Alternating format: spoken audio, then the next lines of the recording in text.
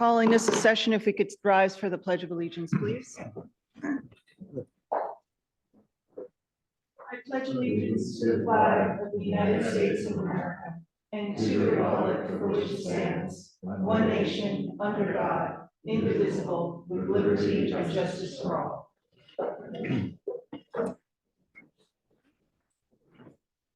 Thank you. Good evening, everyone.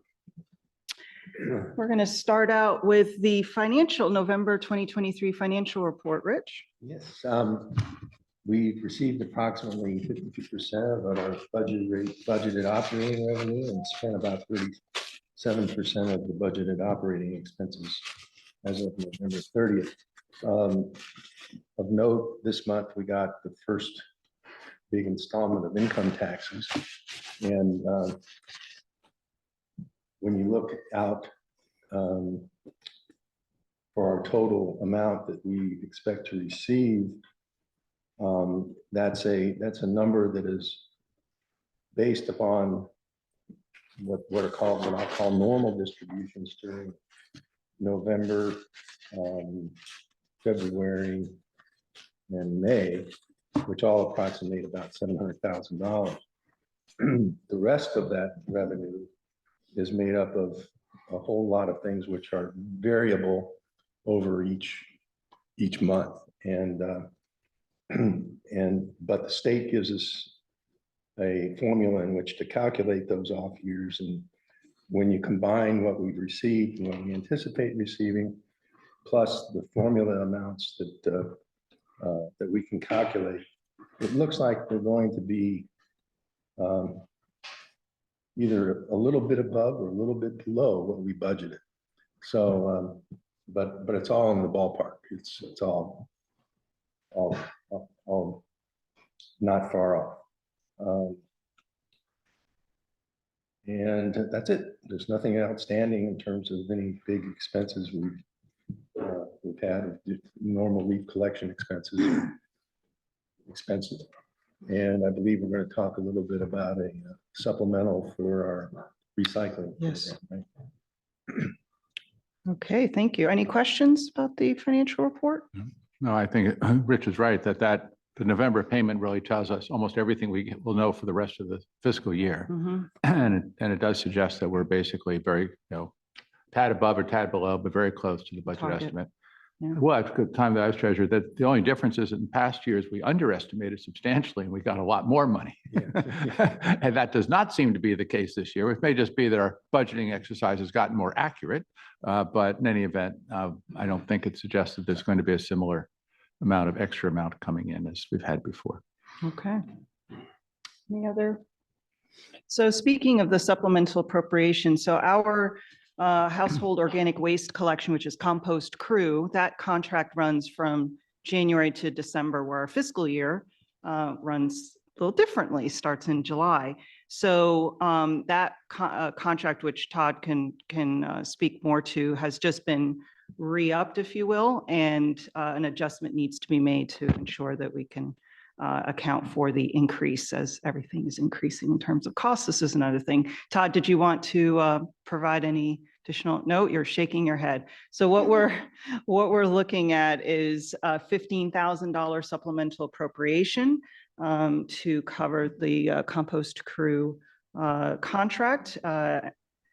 And I'm open to discussion or a motion if someone would like to make a motion. I'll move it. By 15,000. Anyone like to second? Second. All those in favor? Aye. It's unanimous. Thank you very much. I did want to make a comment. It Yes. represents about $1,200 a month additional, so it's not an outrageous amount. As long as everyone signs up for it, we're happy. How many people sign up for the compost?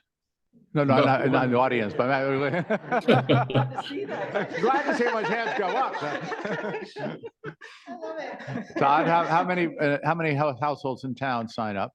A pretty significant number, about 430. And is that increasing over time, or is that stable, or what's your sense? It's increasing in very minor ways now. Most people who want to take advantage of the program have already signed up. So we're seeing some increases in numbers, but very minor increases. It's going up by 5 to 10 people a year about. It's a third of the town's households, right? Yeah. An So, opportunity. so the increased rate is not due to their picking up more and more compost buckets. That's not the issue. No, that's not it. It's just the cost of their doing business and their cost of the new contract. And there's not a lot of competition for this, I presume. We had 4 people, four companies, I should say, bid on the contract. 2 were not qualified. They didn't do municipal service. 2 were, and compost crew provided the most responsible and responsive bid, and at a lower cost. So they're going to continue they're going to continue with the contract for the town. Good. Wonderful. Now it's a good time, Todd, to jump into the town manager's report. Sure. I'll review some of the staff activities over the past month. We assisted with responding to Corso Chevy Chase development, met with the planning staff and SHA State Highway Administration to discuss Corso's site access concept plan, which is the plan that indicates how people will, or how ingress and egress will be provided for the site. Also reviewed and distributed Corso's site plan and stormwater management concept plan resubmissions, and just recently drafted and distributed to the town council a draft letter of conditional approval of Corso's site plan for submission to the planning staff and planning board, and that submission is due on December 18th, and we'll be speaking more of Corso Chevy Chase later tonight. Staff also assisted with Bethesda Market Park Development Project and attended bi-weekly team calls for that project that also will be discussed later this evening. Staff attended a meeting with Delegate Jared Solomon to discuss state legislation related to municipal regulatory authority. We also met with State Highway Administration representatives and several members of the District 18 delegation to discuss several issues related or matters involving the State Highway Administration, including the prospect of widening Bradley Lane at Wisconsin Avenue on its approach to Wisconsin Avenue. The SHA was receptive to that. They effectively said that they would initiate something they call a project investigation report, which is a fancy word for a study. And once completed, that would be sent to the Office of Traffic Safety in the SHA for review and approval. And then following that approval, they would seek funding. Delegate Solomon lent his support for that project during that meeting and said there were multiple stakeholders interested in this. And they meet, the D18 team meets with the SHA monthly to get project updates. This would be put on the schedule for updates, and Delegate Solomon will keep the town informed as to how this project is progressing.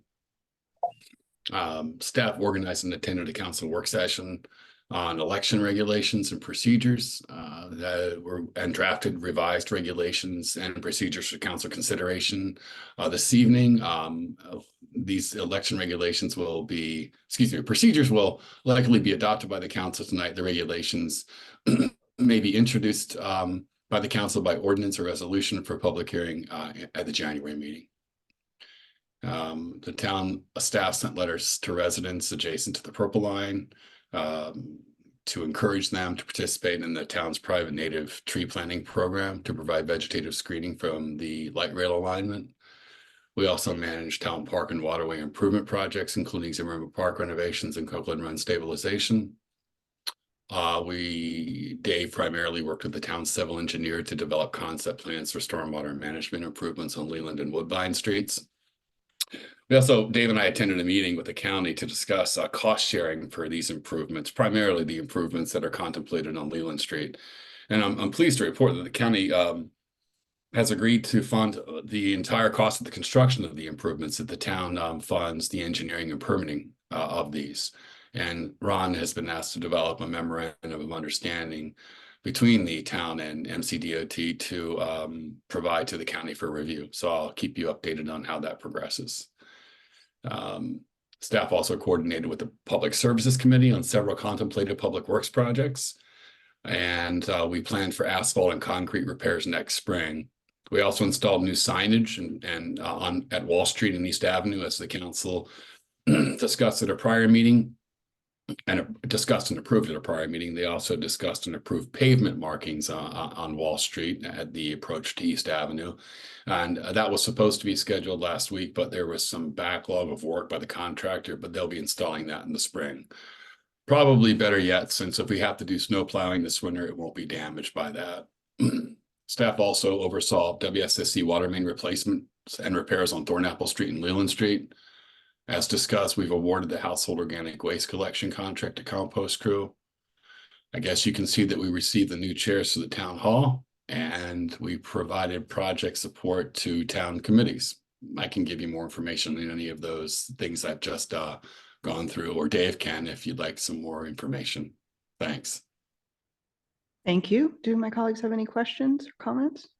No questions, but comment. I'm really pleased with the meeting you had with SHA regarding widening of Bradley. And thank you, Irene, for putting out the letter to begin with. But the fact that you got strong support from the state delegation. As we know with SHA, getting that state delegation support is crucial. But it's all very good progress. Do you have any sense of a timeline of what it will take for SHA to get through the fancy word for study that you referenced? Yeah, to go to the PIR, to do the study and send it to the Office of Traffic Safety for review will take approximately 10 months in total. 10 months to do the study and get it to OOTS. Get it to OOTS for their review as well. And then after that 10-month period, it'll take about 8 for the study, 2 for OOTS review. And then I don't know how long it might take for them to seek funding for this project. They did indicate that they were going to recommend to the deputy administrator that this project be one of the top funded priority projects for next fiscal year. I just don't know how that's going to jibe with the recent news that they've significantly $3.3 billion cut. Substantially cut their budget. So that remains to be seen. So I think that bridge will be crossed when we get to OOTS review and approval, and then when they seek funding. So I'm just not sure about how long that might take, or what the prospects are actually. It's no small feat that the county came back and said they'd pay for the stormwater management improvements on there. Yeah. So thank you, Todd, for making that happen for us. We were ready to negotiate on that, but they were ready to come through. So that's wonderful. Thanks for that. Absolutely. Great.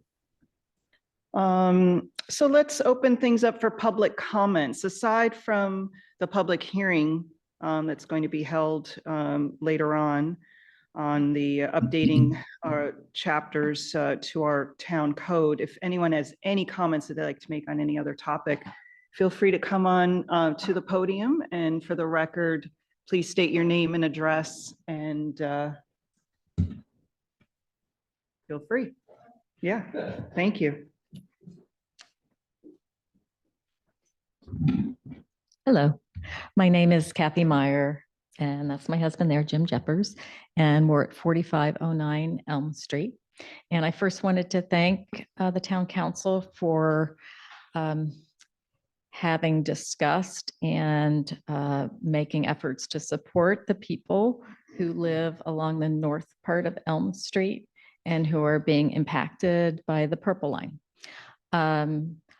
We have one specific problem, and I sent pictures and videos. I don't know if you had a chance to review them, but our singular concern is that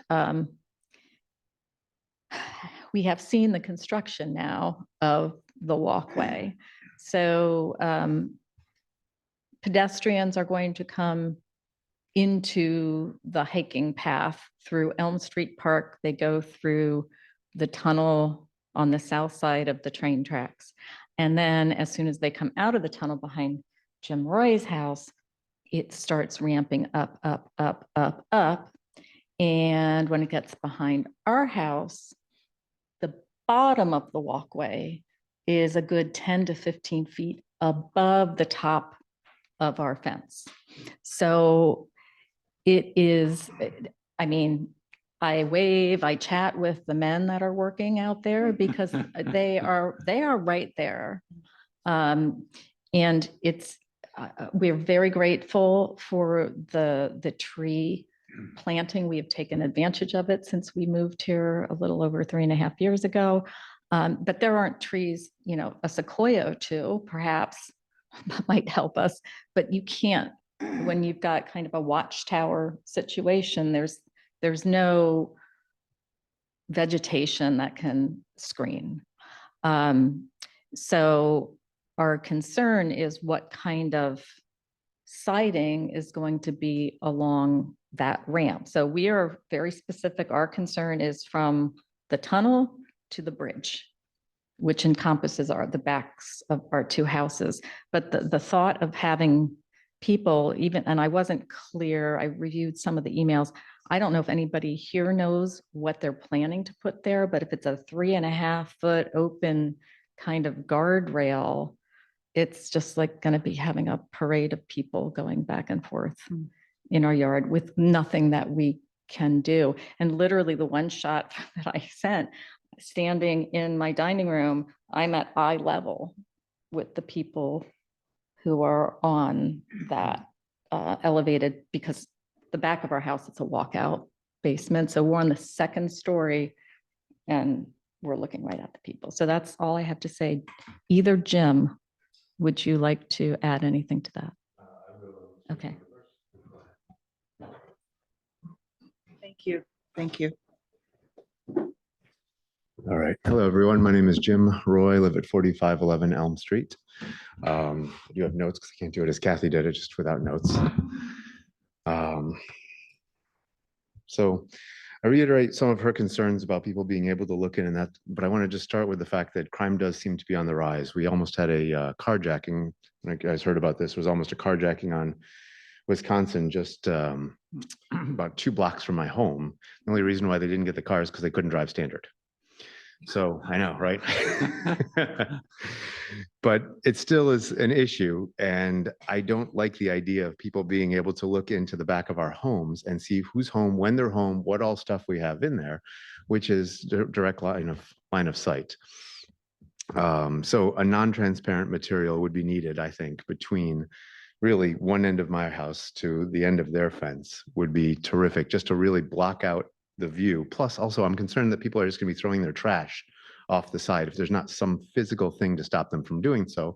I've had people throwing trash over my fence for years, and I just have to clean it up, and there's no way to catch them or account for this or anything like that.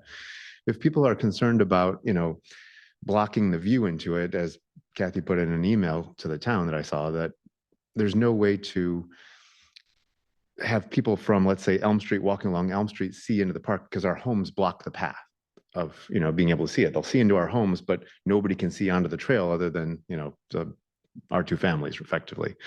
So some sort of non-transparent material I think would be necessary to keep people from throwing stuff into our backyards and also being able to see in our houses. What I would love to see is really a 20-foot plus tall wall that would just basically just block everything out. That would do wonders for sight, noise, trash. Nothing would come through. They wouldn't be able to see into our homes, that kind of thing. And if town, county, purple line, if somebody were willing to pay for this, really going from one end of my property well far down, that would be terrific. I don't think the noise wall is going to do anything for people on the trail being able to see in. And this is a concern not just of ours, but it's, you know, I've talked to several neighbors down the street. This is a legitimate concern for our safety. So, all right, do you have any questions for me? Any thoughts? Thank you. Okay, thank you very much, ma'am.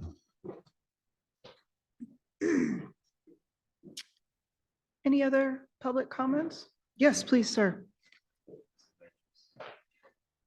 Again, I'm Jim. I'm 4509.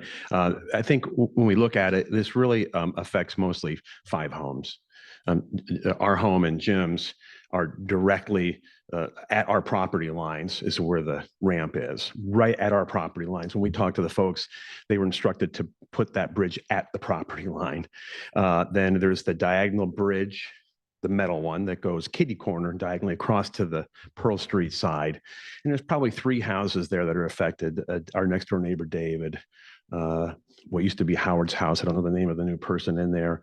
And then Jim and Holly's place, because they're seeing the bridge is seeing them. And then it crosses to Pearl. And I guess that's really not our concern, is it? Because Pearl is not town of Chevy Chase, it's Bethesda.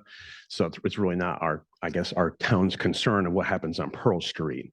So I think from the Elm Street perspective, there's 5 of us who have a very direct, unrelated to the train, only related to the walking path. Mhm. So just to give some perspective on how many houses. I Thanks. appreciate that. Back to our house in the trail, you know roughly how far it is? I was estimating, I think it's about 30 yards. For my house, about 40 feet. Yeah, because your house was at. The question that's being discussed for those on the line is what is the length of that kind of plain length from across the 4 houses? Okay. Thank you. This is obviously something that we will continue to talk with you all about. This isn't going to be our only discussion. And we'll work with you we understand what it is. I can't say I understand, but I can empathize that there's obviously an issue and we have to just gather more information and details and continue to work with our state delegates as well and Purple Line, and also see what we can do from our standpoint. So thanks. In the state, or I don't know if you have a liaison with the Purple Line constructors. Well, If anyone could simply answer our question, what kind of, will it be opaque? What kind Yeah, of what- area, and will it be opaque? Because we just had that answer, I would probably lay on our feet, but they said a 10-foot tall opaque wall will be constructed, so you can't see in your house, would be the light. right. We get that information before it's already put up. Hard to change it, once they're up and say, we don't like what you. And it's hard to know what's been ordered, what's in the pipeline, and yeah, so yeah, we have to gather all of this information and yeah. And I just, one other point I forgot to mention, is I did worry, and I have to believe it's gotta be higher than 3.5 feet, because it's really high up. If somebody fell off, it could be fatal. Especially if they fell off into the train track. Yeah, so the question at hand, just again for people online, that there's for the ramp up leading up to the pedestrian bridge, it's a 3.5-foot kind of railing, if you will, on the side. Where the train track is right below. So what the discussion is that the pedestrian bridge is putting up a 10-foot high, at least 10-foot high, clear or transparent kind of a barrier that would prevent people utilizing the bridge to go onto the tracks. If that's the case, why isn't there something also for the railing alongside the ramp? So there's a few questions all around. And I think that somebody riding a bike, you know, thing over the top of it, it's gonna be very dangerous. Right. Well, the thing is that we have to be mindful of just things that think about the pedestrian bridge that's across River Road, right? That has some chain link fence, but that's not going to solve your specific issue about. So we're just trying to make sure that we're all mindful about the concerns that you have. So we will be in touch for sure, and really appreciate you writing in and letting us know. Are there any other public comments? Yes, sir, Mr. Fontana, come on over. Hi, Joe Fontana, 4208 Rosemary. Spoke last council meeting about this. Just wanted to kind of reiterate. We had Todd was so kind to send the things can be presented to the council of the locations of these benches. Just ask you all to please consider the ones on Stanford and Rosemary are, in my opinion, very unsafe. Just because they're both those streets, if you've spent any time there, is a lot of traffic that moves pretty fast. A lot of cars are moving fast. And what I would hate to see is some kid on the way to school sitting there, somebody's driving down, looking at their phone, skip the curb and hit the bench. I think that would be a tragedy. So I highly encourage a town not to put those 2 benches there. The only bench that makes sense to me is the one up top, because that's a less trafficked area. I just don't know anyone that wants it. That's our opinion, that there's nobody asking for a bench. There's no one that I talk to in that area that's asking for benches. So, but to me, I just wanted to point out those two unsafe ones. So thank you. Thank you. Anyone else? Hi, Beverly Hudnut. Hi, Beverly. Hey, how are you? Good, good. So this is a totally random question, and I have no idea if you all have discussed this at recent meetings or anything, but I'm curious about the townhomes that they appear to be townhomes going up on in the area of Walsh Street, the block adjacent to the Trader Joe's block. And I guess that's technically Bethesda, or we would have heard a lot about them.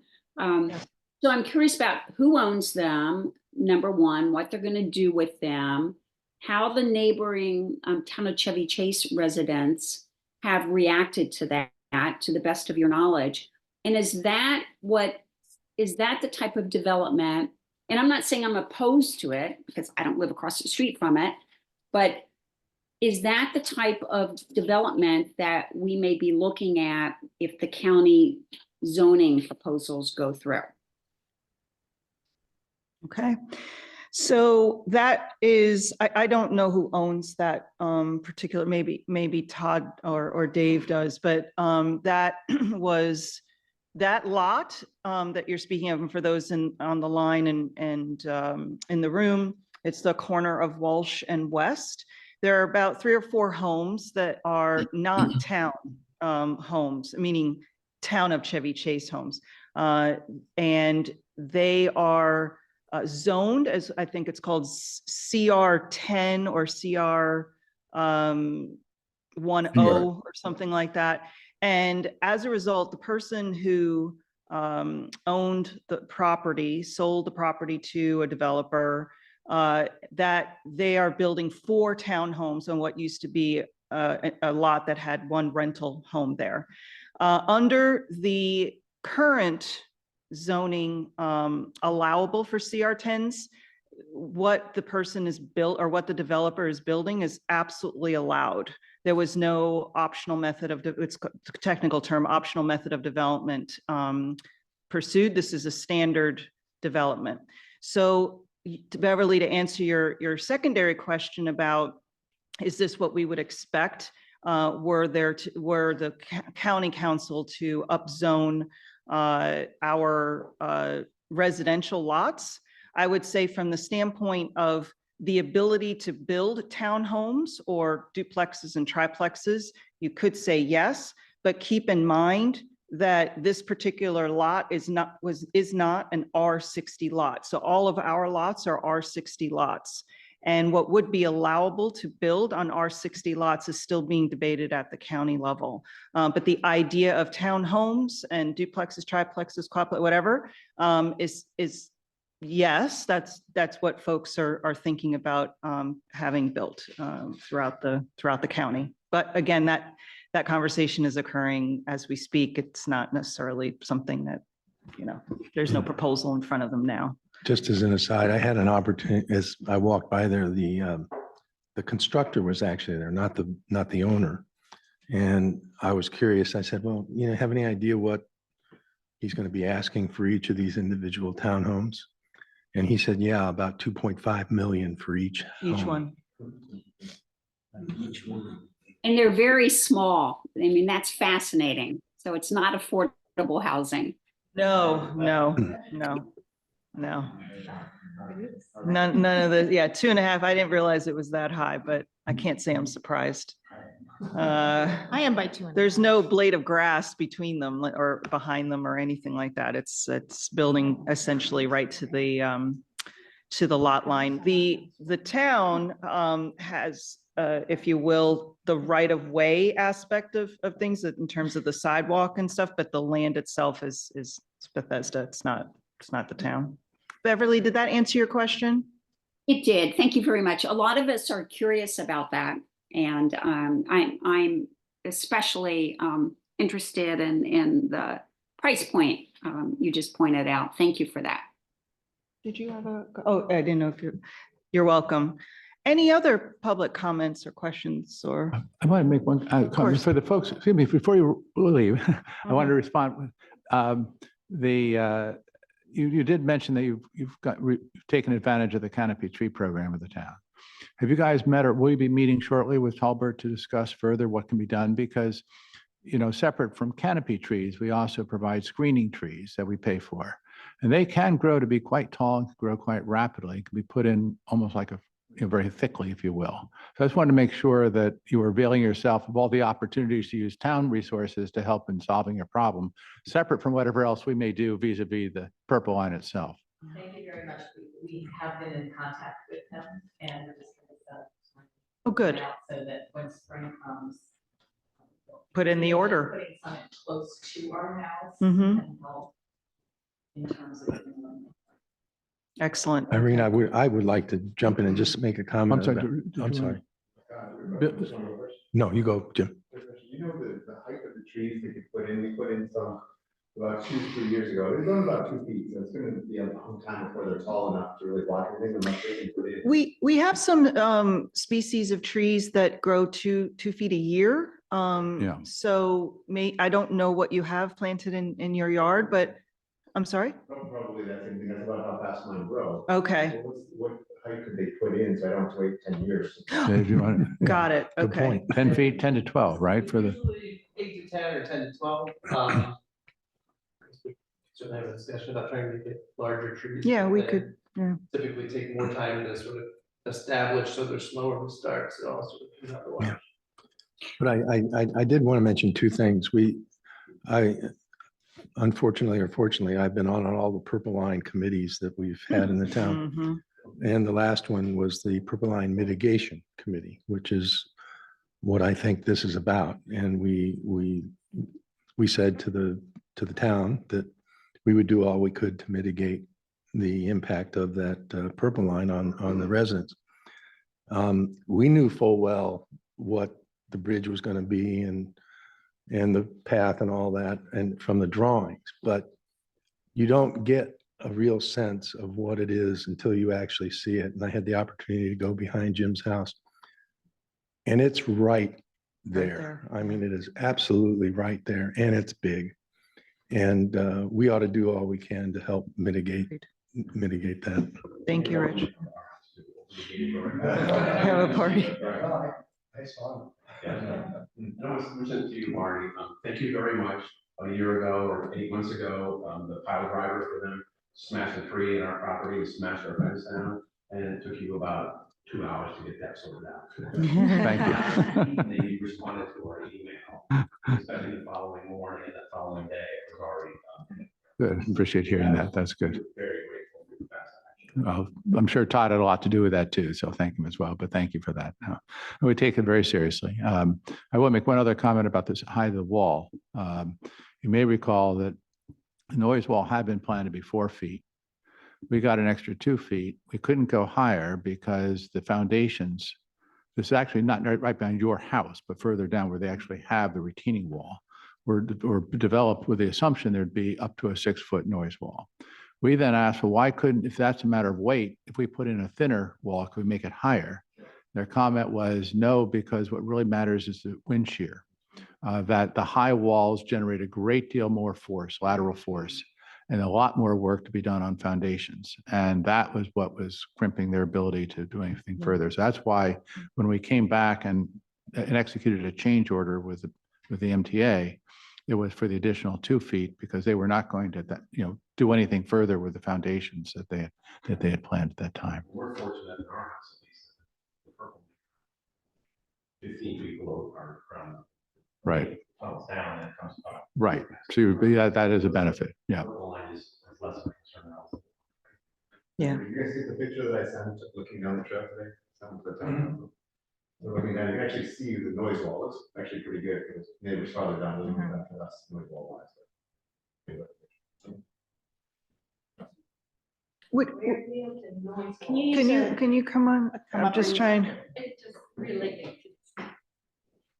and your name and, Hi, I'm Nora Muhari, 4403 Elm Street. And I just would like to find out where will this noise wall end? Because currently it ends at 4405, right? 4405 Elm. And how far will they take this All the wall? way down. All the the way homes will be down. protected by Mhm. that. They just haven't built it yet. even on And- Lynn. And they're just And gonna we do, asked the question at the last meeting that we had with them, when are you going to continue? And they gave us a namby-pamby answer. So we don't know the schedule of when they're going to continue putting it up, but they will. That is So an now they obligation. did this foundation I've seen. It's about 4 feet, I That's think, the and they're gonna retaining build wall. on that That's the one. retaining wall. That's a And there'll be 6 retaining. feet of noise wall on top of that, at Okay. least 6 feet. It may be actually closer to 7. Got it. And if, as a follow-up question, because all my neighbors are here, do you have any update for us about the creek, the investigation? You know, we left it off that, you know, the water just disappeared in our creek and we're still waiting for it. And, you know, it would be great to have it back. And clearly it's something to do with the construction, even, you know, everyone say, no, nothing to do with us. We clearly seen the connection between the construction and the disappearance of the water, which has a huge impact on our homes. And we would love, and that's, you know, a value for the town. And we would love to find a way to actually investigate and get the water back, hopefully. So there has been, to answer that question, there has been a lot of communication with the Maryland Department of the Environment. So at the state level, to understand better what the classification is of this stream of water that runs behind the homes on Elm Street. And that's important to understand the classification, understand what the protection level is. So it's an ephemeral, which essentially means, my layman's terms means that when it rains, it's there. But otherwise it's not meant to be necessarily a running, yeah, so I'm not saying I'm in agreement as much as that's the official. That was the evaluation. That was the by the evaluation AR. made. Just one valuation and what's the reality, because we've seen it even in 2019, right? So even when we bought the property, there was a creek running. So it's, my kids went into that creek, you know, pardon? Oh yeah, based on the water, but you know, when there was rain, but there was always a steady water in it. I have pictures of it, you know, even. I don't doubt So that at all. it's something, when it's the water, you could sense it, you know, so it's something like, we don't get the straight answer and everyone, you know, it's We've hard engaged to. our state delegation as well, to try and see if there's some additional, but you know, we're facing a situation where there's been obviously tremendous development in Bethesda, regardless of Sure, what's happened with absolutely. the Purple Line. And then you have the Purple Line on top of it. We have not been able to get maybe what would be a satisfactory answer for everyone here, as much as this is the classification, the level of protection that's offered. There's no guarantee that there would be water running through once again. So what we are instead working with is we think about vegetative screening and other plantings, so that when there is some sort of urban runoff, and there may be, I know one neighbor had said, look, sometimes there's like an oil slick or something like that, which is more urban runoff. What can be planted there so that at least that won't occur? So mosquitoes and all of that. But in the meantime, our hands are a bit tied. I mean, having like, you know, bridges along and like a big ditch in everyone's property, it just, you know, we actually spend money to build decks, to build bridges over substantial amount to protect actually the creek back in the days, because then it was an existing creek. And now we are told that, by the way, there is no water and there won't be water there, and c'est la vie, you know, so it's hard to live with this answer. And also, like, you know, if you look at, you know, the natural resource, it's basically was a running water. And so we hope that we're going to have a satisfactory answer or investigation into. It's worth it if you haven't looked, the lengthy evaluation of the water sources that surround the Purple Line area is available online. I'm very new to the council, so I just looked it up myself to educate myself. And their conclusion as to why they characterized that stream as ephemeral was basically process of elimination. They could not figure out what the source of it was. They did not believe that there was an underground water source for it, like there are for most streams of that size. because the watershed is over towards Little Falls and it forms Little Falls. And that's what they were mainly concerned about Mhm. in drilling for the Purple Line. But there is a discussion in there, and not that it's helpful to you in terms of a solution, but Yeah. they just appeared to not be able to figure out where it came from. Mm. Well, Yeah, and that's or why they they don't want classified to. it as ephemeral. Right, The other right. The other issue was there was running water there because we had a WSSC open Yeah. water line going into there, Yes. That and they was a- turned that off. That was actually funny But- because it just started next to my Yeah, home. right. And the reason why we discovered it, That's because they right, come right. out to my And so when home you and it's like, discovered it oh, and there's you drinking reported it water to going into the WSSC, creek. They're Yeah. gonna turn the water on. It's potable water and they're not gonna let that be released into the environment. No. So it stopped. So even that, everything, all of the water sources are gone. Yeah, I mean, except for probably, rain. the water level was, lowered for the construction and then it's disappeared, but can we redirect, underground water? Or I don't know, I'm not an expert. I have no idea. Can we find a line somehow to, to solve this? I don't know, but there's a reason or responsibility for this, probably what we should follow up on. And I think several of us, neighbors who are not here would love to have an answer. All Thank right, you so much. Thank you. Any other comments? Yes, please. Miles Walter. I live at 4501 Elm, and I'm sorry, what's your address? 4501 Elm. Oh, thank you. So I'm sort of affected, not that where I am, not as bad, but I do want to represent Holly and Doug Kammerer at 4503. It's their 20th anniversary. So they care a lot and they'd be here, but they're going out to dinner. So they have the same concerns that the farther west Elm people do. So we can add them to the list. But she forwarded me Jim's photos. I wanted to ask about it looked like there's like the hikers trail, that's going to cross over on the bridge. And then there's the train tracks. And then south parallel to the train tracks, there's like maybe 4 to 10 feet of like no person's land. And then the fences at the back of our yards. What will fill that channel that like where it's not train and it's not our fences? It almost looks. If you look on it, you can go on their website. There's a Mm. landscaping plan and they're going to put plants in that area. Oh, okay.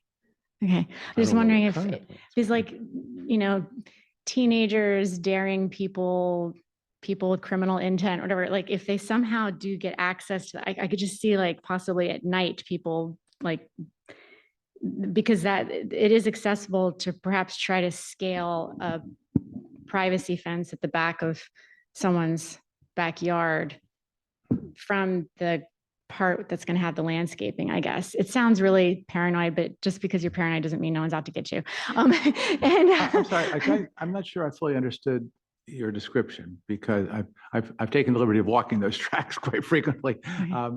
My sense is that there's virtually no distance at all between the retaining wall, which will have the noise wall on top of it, and the tracks. Oh, it would look like, so I forgot about on the far I- side. I forgot about the retaining wall. I meant between the retaining wall and then our privacy fences. It looks like 4 to 10 feet of just like space where people could then easily get over. And I know I sound paranoid, but I moved here because I was carjacked at gunpoint in DC, where I grew up and lived. So I had that. And then we had people break into our detached garage and steal everything inside because they were casing or I don't know. And so this is such a nice, quiet place to live, but it's changing and it's going to change more. It is. And then the people like might be casing from the I could be bridges and mistaken. looking in your I'm houses. sorry. I could be mistaken, but my sense is that where they're putting up the retaining wall is almost at the very edge of their land of the right of way. So that, what you're calling that no man's land there between the retaining wall and your current wall may be your property Yeah. and you can do something with it anyway. Jim, you guys, the photos, do you remember, did I understand it? Because it looked like the train tracks of the Purple Line, the noise wall that'll go up 6 feet-ish. And then and then it looks like, well, not from that photo, you don't see it as well. I guess it's from, she sent me 3 photos, Holly did. But one of them, it looked like there's like substantial space between the sound abatement wall and like our wooden privacy fence at the back of our yards. So it's just like this parallel, like, I've Yeah, I've not so, had a chance to see it. I don't know, it just looks like a place where people could walk if they wanted to, if they somehow. I think I think the wall goes right to the edge of The the edge of property. the wall, that's, on the other side of that is their property. Their property. And then just on that other side, there's a slight slope. I think they've got a foot, and they're gonna put shrubbery in there essentially on that side. That's right, yeah. That's it. But that's a But very thin. That's a very thin, So I and think that's nobody's pretty gonna much scale her that control. wall. Okay. Yeah, we ought to move on. Sorry. Does anyone else have any other public comments?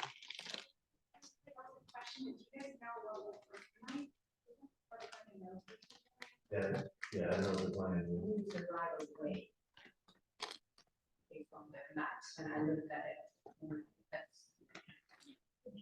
Okay, so at the very least, it looks like there's a lot of questions around what's happening. Let me discuss with my colleagues about next steps to try and get as much information to you all, either, organize a meeting or whatever the case might be, and then we can work our way from there. Thank you all. Do we need value in having whoever's representative of Purple Line at the town meeting with all of us? If we can organize it, we will absolutely go for it. Yeah. Yeah, because no, that's what I was envisioning, that there would just be this open kind of, let's get questions answered. Okay. Very good. Thank you all for and continuing to communicate with us, because otherwise we're not sure, except we rely on Barney to walk the tracks every once in a while. Okay, great. So let's move on to our public hearing. This is an ordinance to amend the chapters. Thank you. 4528 of the town code to clarify its applicability. Ron, if you'd like to start us off, thank you.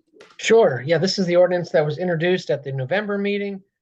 This is going to clarify chapters 4, 5, and 28, as the mayor noted. With the development of the 4-H property, it came to our attention that the applicability of those chapters to institutional properties was not clear. When these chapters were initially adopted and recently amended, I think it's fair to say we had residential properties in mind. So this ordinance is going to clarify the applicability of those regulations to residential properties and essentially exempt institutional uses. But that exemption is for the time being only, and nothing in this ordinance prevents the town going forward from imposing regulations that would apply to other types of properties. Thank you, Ron. Is there anyone that would like to make some public comments about this particular update? Is there anyone online that's raising their hand, Todd or Ron? I don't see anyone, no. No, there's not. All right, anyone in here? Okay, looks like there are no public comments. Let's open this up for discussion, if at all. We've discussed this, so great. So let's open this up for a motion, please. Can you turn on the mic? I move we place on the calendar the ordinance to amend chapters 4, 5, and 28 of the town code. Second? Second. All those in favor? Aye. Aye, it's unanimous.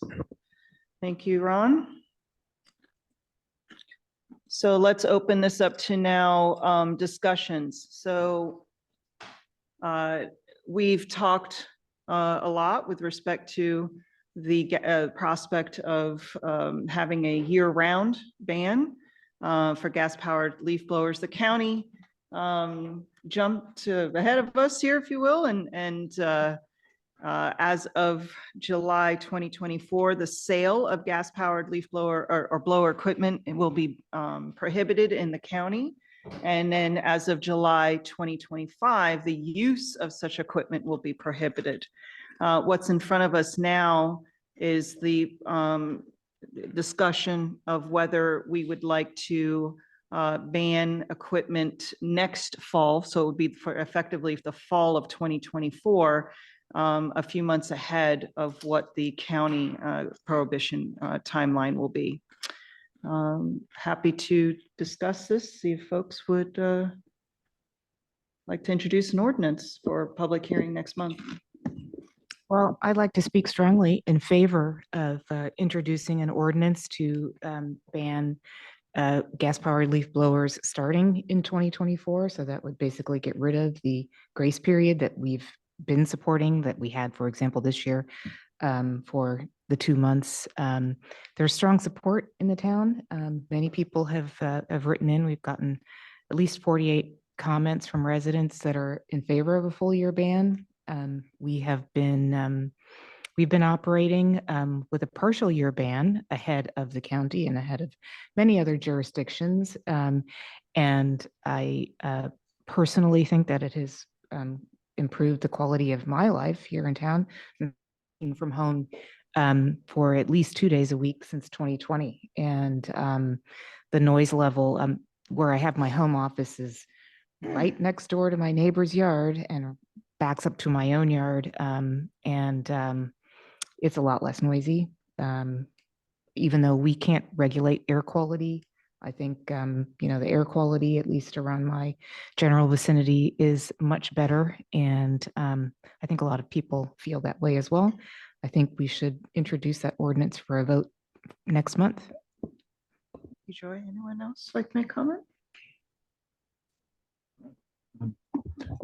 Yeah, I've come to support this, and I've actually went into it thinking I probably would not, because I have been very concerned about the cost impact on landscapers and feeling that they had one more year to amortize some of their equipment before switching over.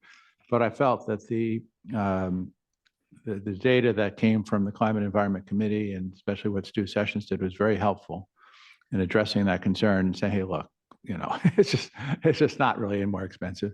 And I think also what really hit me was we're effectively, if we go ahead with this, putting in the year-round ban 3 months before it's effective for the county anyway. So it's just not a big deal. And I would also observe, I think that actually a lot of landscapers already have shifted over even during the fall period. So the issue is not a very large issue any longer anyway. If something's a small issue, it can go either way. You can say, well, why bother changing it? But on the other hand, in this case, why not just go the rest of the distance? Because I think you're exactly right, Joy, that we've seen very strong support from a lot of people across the town. And I can't see any really significant reason not to concur with their judgment that if we can get rid of that sound altogether, then we should. But I did have a couple of comments that I wanted to suggest regarding the ordinance. One is, I think in the whereases, it's appropriate for us to say that the battery-powered equipment is now competitive in price, because that's something that has been significant to us. That's why we went to the partial year ban before. And in going to the year-round ban, that is something that is material. The other is to reference that the county is going to a year-round ban anyway, also. I think the whereases could be fleshed out a bit more, is my suggestion, to take account more of the full thinking of our council and why we're doing this. The other thing that occurred to me when I looked at the sheet for the hours, Todd, correct me if I'm wrong, but my recollection is that if you have battery-powered equipment, you're allowed to operate into the evening 1 hour longer than if you don't have battery-powered equipment. Did I get that right? Yeah. Which is reflected here in terms of operating 1 hour longer. Yeah, gas powered, all other gas powered equipment. Oh, you meant, Days from 8 to 8 p.m. And then all electric or battery powered 8 a.m. to 8 p.m. So it's the same. 1 extra hour on the weekends. Yeah, one next, right. Right. Well, I guess I was going to suggest eliminating the extra hour. In other words, why not just harmonize the regulations for the landscape work? If we're getting rid of gas powered leaf blowers anyway, harmonize the hours for yard work and not have this 1 hour. Was it just on the weekends that we're giving Yes. people an extra And hour? holidays, yeah. And holidays, and I would take that away. I think people should be able to work within the hours that we normally had set up and not, we'd given the extra hour to, as I recollect vaguely, some years ago, to sort of part of the incentive process, to reward if you were landscapers for having switched. But it does mean that you've got landscaping crews working that extra hour into the evening. But I'm not sure that we should. The later start time on the weekend. Yeah, later, but. He's trying to right. marry It's it the- up. it's I'm just the- trying to say it's also partly just trying to keep it simple going forward, to have just one set of hours for regardless of what kind of equipment is being used. I agree. But I would also say that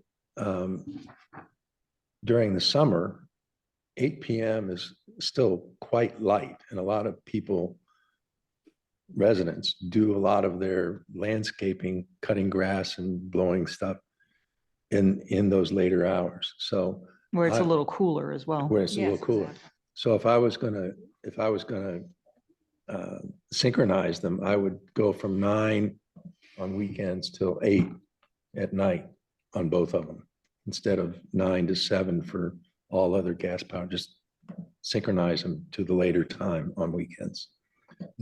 Todd, do you have any thoughts? I do. Just a word of caution to the council. You can do this, but it likely would require reintroduction of the ordinance next month. This is a substantive change in what we're proposing to be subject do to a that. public hearing. Yeah. Okay, fair point.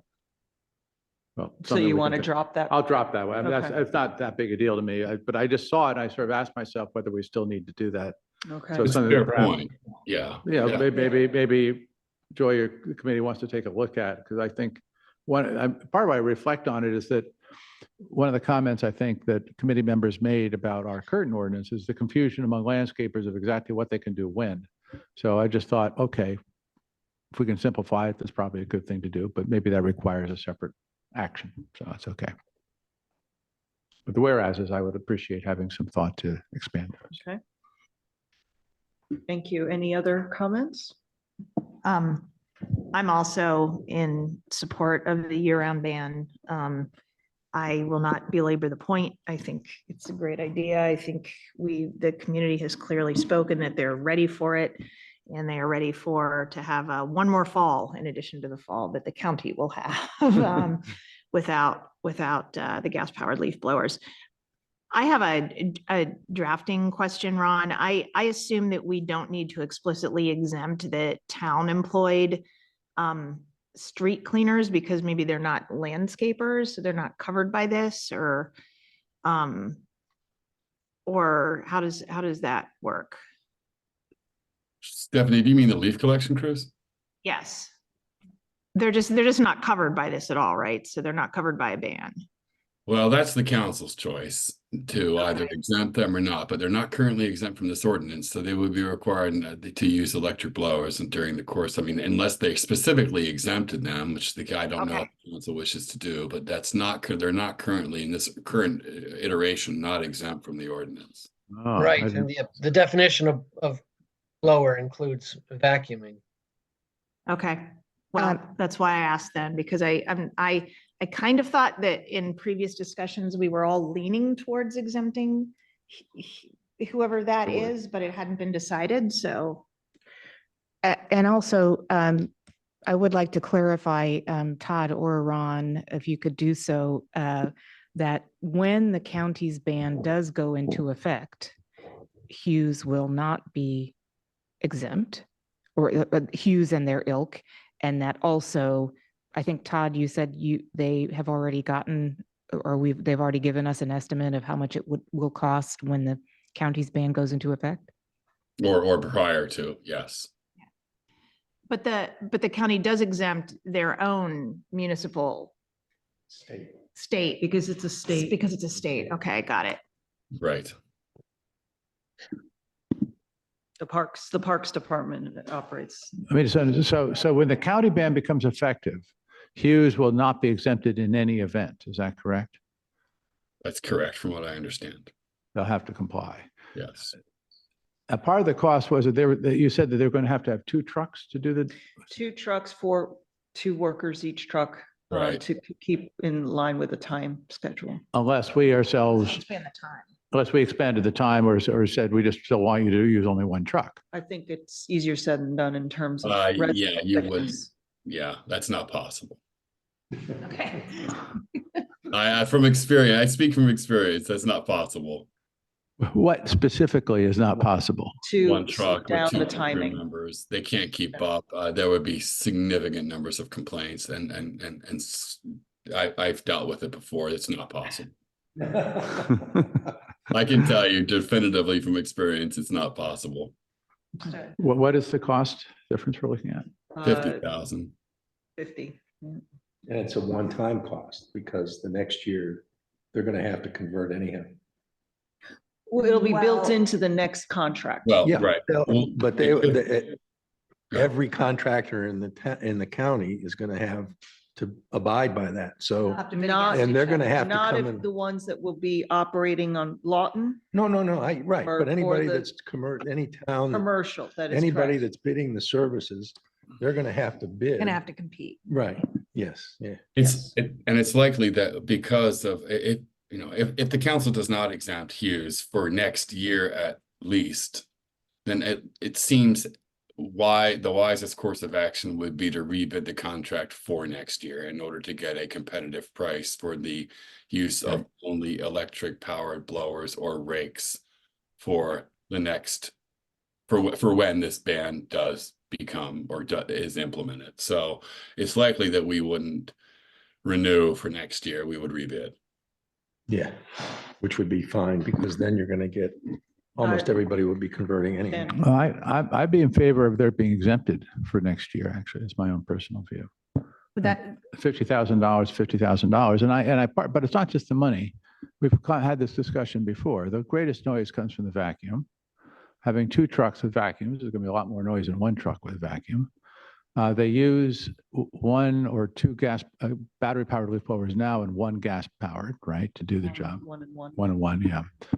I just don't think the net difference in noise is material. And I think frankly, the Climate and Environment Committee members had said that having it exempted was fine with them. So, and that represents, frankly, one of the most passionate constituencies in this regard. So I would be in favor of exempting them for the next year. And then I think when we get to the year when the county ban is in place and all such contractors have to do that, we might find that the price is no longer a $50,000 difference. Yeah, I would not object to exempting them for this one time, but I would want to rebid after, after the county goes into, covers it. Because I just, they're going to have to get competitive, to be honest. So. Right. They will. You're right. They will. I did see a hand raised, but just for everyone's edification, we're in council discussions now. So how does the council want to proceed with respect to adjusting this ordinance about? Is it a substantial change to exempt? Ron, the I'll van- let you make that call. 1 year? Well, the introduction is being made tonight, so you can introduce as amended. If you want to make amendments on the spot tonight, that's fine. Let's amend. To exempt. Introduce it as amended. I move to introduce as, to exempt town of Chevy Chase landscaping For- contractors yeah, for 1 year. for 1 year. Yeah. Well, during leaf, I guess during leaf collection season. Yeah, we're just talking Because about leaf collection. They're not exempt and they do comply with the law during the rest of the times of the year when they're maintaining other parks. Can we do that? Yes, yeah, so are you thinking October 15 through December 31? Which is Yes. the Yeah. time frame we used before, okay. Yeah. Telehandled leaf vacuums are exempted, correct? Yeah. They're, Truck vacuums. Yeah. Vacuums. yeah. Yeah. Handheld backpack walk behind are the ones that are prohibited. Barney, going back to your point, we can standardize the hours if you'd like to, make an amendment to the introduction, I suppose. Ron, do you believe that's the case? And we could advertise the standardization of hours as part of the publicity that we do for the public hearing next month? Or do you think that? Yeah, that amendment could be made as well.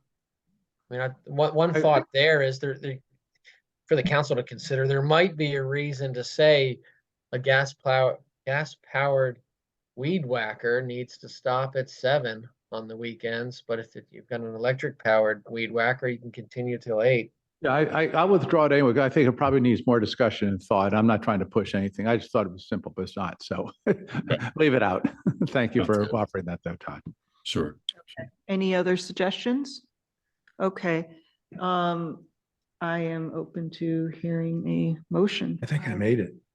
We did? I would move to adopt the gas powered leaf blower ordinance as amended to exempt the contractor for the town of Chevy Chase during leaf collection period. And well, whereas is also be adjusted. Whereas Is to be adjusted, adjustments. Thank you. as Barney suggested. Second? Second, You third. beat me to it, Joy. Okay. All in favor? Aye. Aye. Unanimous. So we are introducing this ordinance for public hearing in January. Thank you. Rosemary Triangle. Todd? Todd, could you put up the maps, please? Perfect. Can you hear me okay? Yes. Yeah. Great. I'll just give a real quick recap of where we are, not from the beginning, but from the last conversation the council had about this matter. When the council directed staff to seek recommendations for new landscaping, this one planting bed that has invasive non-native plants, and to identify locations where a bench could be installed or benches could be installed without disturbing or increasing the hardscape on the site. And then an inventory, as you know, of Rosemary Triangle revealed the planting bed that in question that we wanted to replant is overgrown with goutweed, and town staff and contractors engaged Backyard Bounty and for advice on the renovation of the planting bed and for a planting plan, as well as the eradication of the pervasive weed. Both Backyard Bounty and our arborist agree that the only effective solution to eradicate the goutweed is to chemically treat it with Roundup, which may require multiple applications over successive growth seasons and may not even be successful.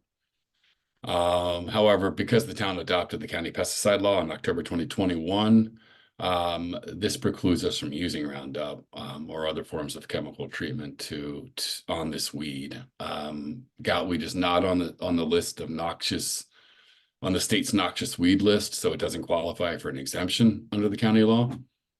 And both Backyard Bounty and the town arborists agree that there's no effective organic solution that will eradicate this weed, nor is there any effective mechanical solution that will be effective, including hand pulling or tilling, etc. In fact, hand pulling and tilling may not eradicate the weed's root system and may actually encourage it to spread more. And smothering the weed with black plastic would not be effective given the large area involved and would impact the aesthetics of the park for numerous growing seasons and may actually at the end of that time not be successful. So given these circumstances and findings, the council may wish to limit short-term improvements to the placement of a bench or benches in the park, or an alternative approach. Certainly the staff can monitor the spread of the goutweed, which is currently contained in this one planting bed, and determine options to address it in the future if it becomes necessary. But for now, that is the state of the prospective improvements to Rosemary Triangle. And I'm asking for council guidance on how to proceed. Thank you. Shame about this weed. Real shame. What do my colleagues think? Where exactly, I'm looking at the map, where exactly is this weed? So you see actually it's better on the other, this whole area that's in black, like kind of a different color. It's pervasive in this area. Right here, yeah, right here in this planting bed, which is. Okay, and Todd, it can't be pulled out by hand? No, it cannot be pulled out by hand. It has a very deep, it's like crabgrass. It has those rhizomes or very deep root system. Where it's almost impossible to be removed by hand. You can't even till it because it'll aerate the soil and likely spread it. It's a very invasive, pervasive weed, and so hand pulling it will not work. What's it called? Goutweed, Goutweed? G-O, Jeez. goutweed, Goutweed. goutweed. Gout, Goutweed. Backyard Bounty was consulted on this, as was Tolbert, and Dave and Tolbert and Eda Marie met on site. They identified this goutweed. Eda Marie had indicated it needed to be chemically treated, but we can't do so, nor have we had, not just simply because we've adopted the county pesticide law, but prior to that, we didn't, as a matter of practice or policy, do that either because of climate, environmental concerns, I should say. But we simply can't now. And like I said, we've consulted Backyard Bounty as a known quantity to many people in the Climate and Environment Committee and who they trust, and Backyard Bounty and both are Backyard Bounty and are arboristics. It just can simply not be eradicated by hand. It can hardly be eradicated chemically, so it can't be eradicated by hand.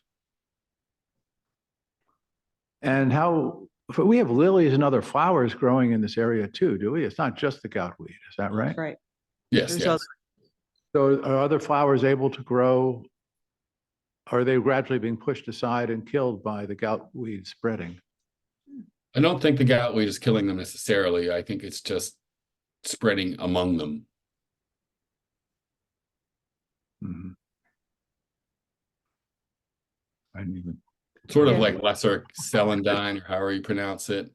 You know, it's a pervasive, it's not persistent per se, but it's, you know, they're little yellow flowers that come up in the spring, but they die out as the temperatures get warmer, but they come up every spring, and it's almost impossible to eradicate it, especially if you can't use herbicides.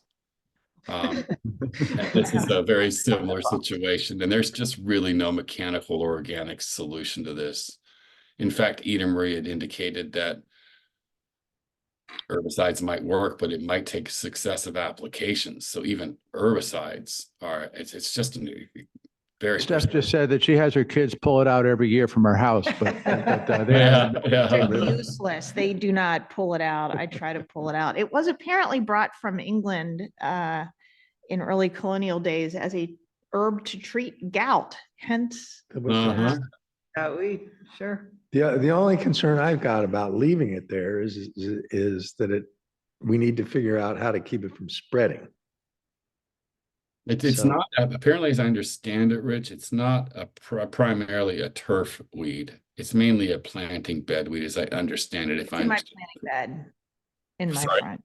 It is planting bed. Yeah, I don't believe it's turf weed, because if you mow it down, if it spreads into the turf, if you mow it down consistently, it won't spread. Okay. Yeah, but it usually, hopefully, will be contained to that planting bed. I mean, it's going to, you know, take over not take over, but it spread in the planting bed further. But I don't believe, from what I understand, it will spread into the turf and into other areas necessarily. And we can plant other things in amongst it. So Could. as long as we keep it contained, it actually doesn't look bad. It's not a horrible looking. No, and my hostas fight it. Yeah, do they? Yeah. Yeah. They- Yeah. There's a standoff every There's a- spring yeah. between the Yeah, hostas yeah. and the goutweed, yeah. Right. And just to indicate to the council, the blue dots on this map that you're seeing in front of you are not where areas where I'm suggesting we place benches in. These are just areas that are possible locations for benches. I'm not suggesting we place a bench in each of these locations. And the reason these were chosen for placement, these areas that I chose for placement, because they are along an existing sidewalk, which doesn't require us to create new hardscape or modify existing hardscape. They are ADA accessible as such, and placing them anywhere else in the park, especially in the interior of the park, would require the creation would require making those benches ADA accessible, and thus would require the installation of significant more hardscape in the park. But these proposed placements, these proposed locations are adjacent to existing sidewalks and are just possible locations where a bench could be placed. Not necessarily my recommendation, but a bench be placed in each of these locations. Right. Ask a question. Yeah, sure. Todd, just make sure I'm clear. So by placing these right at the outside edge of the sidewalk, that is what avoids having to put any more hardscape. If on the other hand, you were to have the bench on the inside of the sidewalk, facing into the middle of the park, then you would have to put some sort of apron of concrete around the bench. Is that what you'd have to do? That's correct, yes. Yeah, and I, as I was looking at this, if we tried to put it on the interior, that means you'd walk along the sidewalk and then have to go along something, the concrete pad or something, to get to the front of a bench. And the way he's suggesting is you're walking along the bench, you're just going to sit down. Mhm. You don't have to go any, you don't Right, have to go anywhere. That was And my intention. And there's at least 6 feet. I mean, I'm thinking. Yeah, those are big easements there. They're pretty big areas between the curb and the sidewalk. It's not like it's 2 or 3 feet. It's at least 5 to 6. Right. So you don't think there's a concern of safety, which is what we heard earlier tonight. Not in any more so than all the other benches we have placed next to, curbed areas of town where cars could jump the curb and hit the benches. I just don't think these pose any more security It's concerns. reasonable. The thing that came to mind was the bench that's at Virgilia and Meadow. Yes. Right? I mean, that is a more Virgilia likely and scenario. Meadow. Yeah, right at that, Right at At the the corner. point there's a there. point there, Yeah. Oh, yeah. yeah. And And it's blind if you're coming it down Virgilia, you real- might not see it. or even coming up Right. Meadow and you're just not paying attention. Yeah, it's funny you say that. That's the only, when he was talking, that is the only one that jumped into my head as sort of an exposed. Yep. And nothing has happened. Mm-mm. But I And back do- there. Yeah, I do like the comment that on the Stanford side and the Rosemary side, that's a little more traffic, but that area up there, I don't Yeah. know what that cross section is where you're pointing now, seems to me, and it gives you a full view of the park too. Yep. It does. This would be the, It's a little Yeah. quieter It's a behind little you. quieter behind you. Yep. Yep. So I would I personally wouldn't object to having a bench on that short side. That'd be nice. Yeah. Okay. And I have heard some people say that they would like to have a bench there to enjoy the park from other parts of town coming over there. I know the Exactly. immediate residents. Or if you're just waiting for someone to get out of Right. Chevy Chase Elementary Right, School and you're yeah, just kind of yeah. waiting for a Yeah. little bit before Right. whatever. Yeah, I walk over there quite a bit and I think that would Yeah, be nice. yeah, would be nice. So what direction would we like to? I have one other question. Is there any canopy, any shade if a bench is there during the, those look like rather small trees? yeah, these aren't, I can show you. They're much larger trees at closer to the edge of the other end of the triangle. I think they're newer. I think in the town, they're fairly new. They're not. Because the, yeah, that that's right, corner, yeah. right. Haven't maturity yet. Not like the one, I think there'd be more shade on the Rosemary side than Stanford. Yeah. If that option had been something that everyone was more amenable to, that there'd be more shade on the Rosemary side. But there are trees there, but they're not mature yet.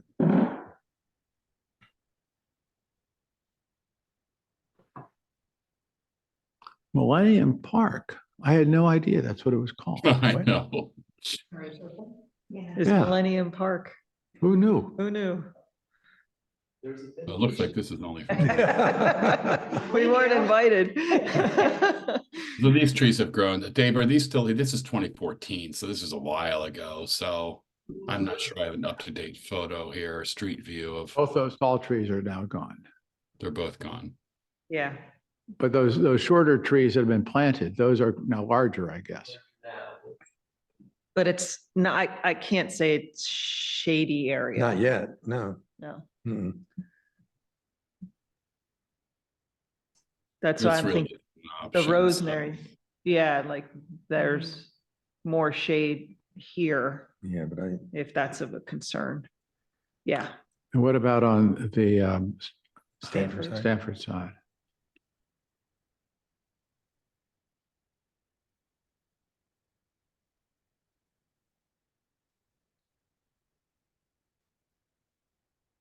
More shade, I think, in the afternoon because of these tall shade trees. And I don't think that's as wide there as it is at the. It's not. It's not. Yeah. It's not as wide. Not What's as not wide as as the wide? other. Could you go back for a second, Todd? Just go back down, you know, right where, okay, move, stop there. Move the, no, just keep it focused right there. Stop, okay. Now, if you can move your cursor right in the middle.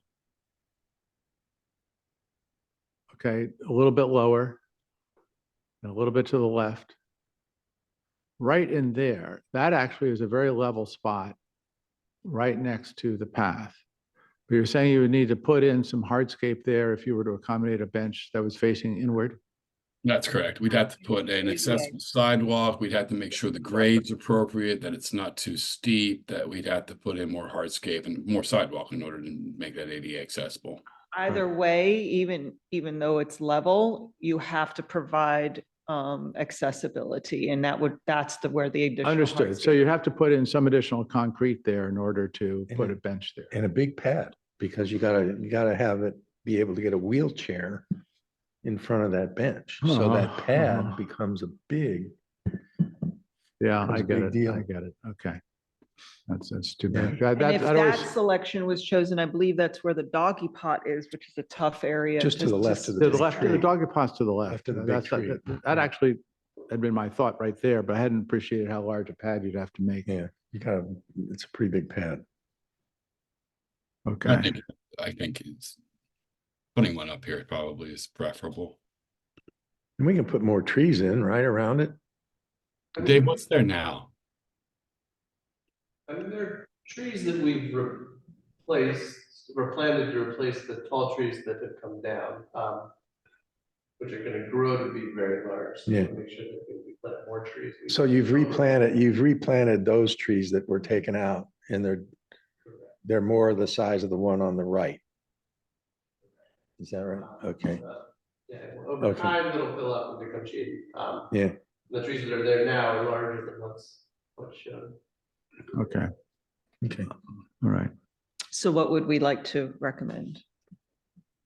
Top of the triangle, Yeah. I would go for the top of the top of the triangle. triangle, top of the triangle, please. Put in a bench. How quickly could we get one installed? 6 Dave, months? Dave, do you know, do we have an extra one in the garage? So right now I guess there are the benches that are the Victor Stanley benches that we put down in Zimmerman, which we would have to order. We also have the benches that we ordered that are other places in town. The Naomi Kaminsky ones? Benches. Okay. How many of those do we have? We might have one, I'm not entirely sure. So we'll check and see if we can install one of those. I think that would be appropriate for that location. We can check and see if we have one that could be installed as early as tomorrow. Yeah, I mean, the ones at Dennison are very wide. Do it. I wasn't necessarily thinking, Yeah, I don't think. The Better that- than just to have Kaminsky some- They don't benches have to are be that very long for that comfortable, number. and We're talking they about 2 or seem to- 3 people sitting down. We don't need a bench for 6. No, Well, Right. right.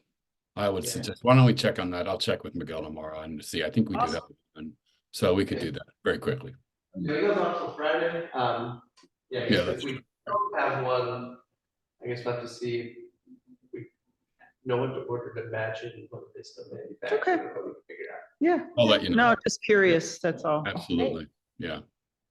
As Great. soon as tomorrow, as late as a month from now. How about that? Okay. New Year gift. There you Yeah. go. The only other thing I'd like to say about it is I don't know if this warrants putting in the minutes or not, but I just want to back what Rich said. And Joy mentioned this too, that My wife, fortunately, now can walk much better than she could many months ago, thank God. But when she was really very disabled, even though we do not live very far from that park, she could not go there because she couldn't walk there and get back to our house. Now, I could take her with a rollator, but otherwise, and that really opened my eyes to just what a big issue it is to be disabled. And I feel very strongly that having more benches in town is important. And we're going to have 400 more elderly residents moving in. And they're going to want to be able to walk, walk and rest, and be able to enjoy a larger span. This is not about the people who live right next to their homes. This is about the town as a whole. And if we as council members are approached by our those nearby residents, please feel free to use the example I've just cited, because it really was very, very clear how important having places to rest really can be for people who are disabled. Absolutely. Thank you. Well said. Great. Let's move on to Corso Chevy Chase. What we have in terms of an update there. So let me bring up the letter. Everyone should have received a draft letter earlier today. So essentially, we're inching closer towards when each of the agencies, and the town is one of these agencies, turns in a letter next week as to their approvals, conditional approvals, whatever, as it relates to the Corso project. This then all gets assembled and eventually presented to the planning board, and the date slated for that is February the 1st. The letter that's in front of you, hopefully all of you, at this point reflects the two remaining concerns that the town has related to the site plan. First is the site access side, which is, how cars are going to enter and exit the Corso facility. And the second is stormwater management. In this letter, you'll see, and I'll give a few moments as well, because we obviously won't have to wordsmith tonight, but I want to make sure that folks are aware of this letter and turning in their suggested changes so that we can make our deadline of Monday. The first part of the letter goes into the fact that there have been discussions with the State Highway Administration, and they have provided a letter that essentially says, it's not really we are in agreement, it's more we understand that this is something that is necessary, and we'll collect appropriate information to determine if everything's aligned so that a left-hand turn signal can be implemented. What we relay in here is that not only is it necessary and requested and if you will, backed up by the town, but also Section 3, the applicant itself. And then we have this kind of letter from SHA. So what we're hoping for is that the planning board provides this kind of conditional approval so that ultimately whatever is implemented at Connecticut Avenue site access is going to be very similar to what's been provided in the concept plan. Have I, Todd, portrayed that first part correctly? You have. Sorry, I got a camera right now, but you have. I'll be right back. Okay. The second part is the stormwater management. So we received yesterday a letter from our engineer who poured over these very detailed, I couldn't even begin to figure out the first part of it. So I'm really happy to have such a great set of resources on board to help us. And what he brought about was although there's been a lot of really good information put forth in terms of the concept plan, there's still not, let's just say, to the satisfaction of our engineer, that there won't be additional water, storm water that will if you will, post-development is what exists presently today. And that isn't to say that it's trending in the wrong direction. It's just that documentation hasn't been provided. So once again, the letter describes a conditional kind of, we're feeling good, but we need to see this information. And we were asking that the planning board ensures that this information in terms of sediment report and assurances, if you will, from as the applicant works with the Department of Permitting Services, DPS, that in fact the town neighbors on Meadow and the like will not receive additional stormwater post-development. Those are the two main things that we're asking for. We do not go as far as to say, hey, if it does go awry, let's have everybody go back in front of the planning board, because I don't think that's going to necessarily be a good idea. We've had a really good relationship with the applicant, and so far is good assurances from DPS and SHA. We just want to make sure that we're clear that these are still of a concern, and planning board just note that kind of thing. So that's where we're coming from. If you all could take a look at this letter tomorrow, maybe possible, and provide your comments if there's wordsmithing or anything like that. And although we're hoping, because we did send along this Jason Azar's comments to DPS, hoping that they can incorporate Jason's questions and concerns into their conditional letter. And hopefully we can see that letter from DPS and update accordingly. So even if it's Tuesday, we turn it in, it should be okay. So anyway, Sounds good. Get your, Yeah. Todd, any other No more. thoughts? That was good. No, that was, yeah, we could get I think comments back. One of the things that our colleagues, one of the things we learned in our call today was that is that the developers themselves have committed Yes. to not having additional water come down those pipes to the Meadow Lane junctions. Yep. And so what we're really saying is we want confirmation that you can live to that promise. That's right. So it's good that we aren't asking them to do something they haven't said they would do. We want confirmation they will do what they've said they will do. So it's very straightforward ask. Yeah. I'm going to be tied up all day tomorrow. So can I make just one comment, and it somewhat relates to what you just said. We've had a really good relationship with the developer on this. And the sentence that bothers me is that, however, there are two outstanding issues that have not been resolved to our satisfaction. I wanted to soften that somehow to say, Like some reassurance. yeah, something that, because it's They not. will be resolved to our satisfaction. No, but it's not that they've been recalcitrant about it, that the developers, but it's just that they're still on the table. And although the developer and the developer's in agreement that these are two issues. So Perhaps, Rich, I could propose we say that have not been resolved or may not be able to be resolved prior to site plan approval. but just, we'll I don't take want to note. make it sound like, hey, it's the developer that's the one that's making this not acceptable to us. Yeah. Okay. That's just my. And I've read the letter, and I'll just say on the record, I'm fine with it, as well as with whatever edits people want to propose. Of so course, you'll see it before it officially goes out. that's but- fine. Okay. Good work. Todd, put it all together. Great. Anything else on that, Todd? No, that's it. Thanks.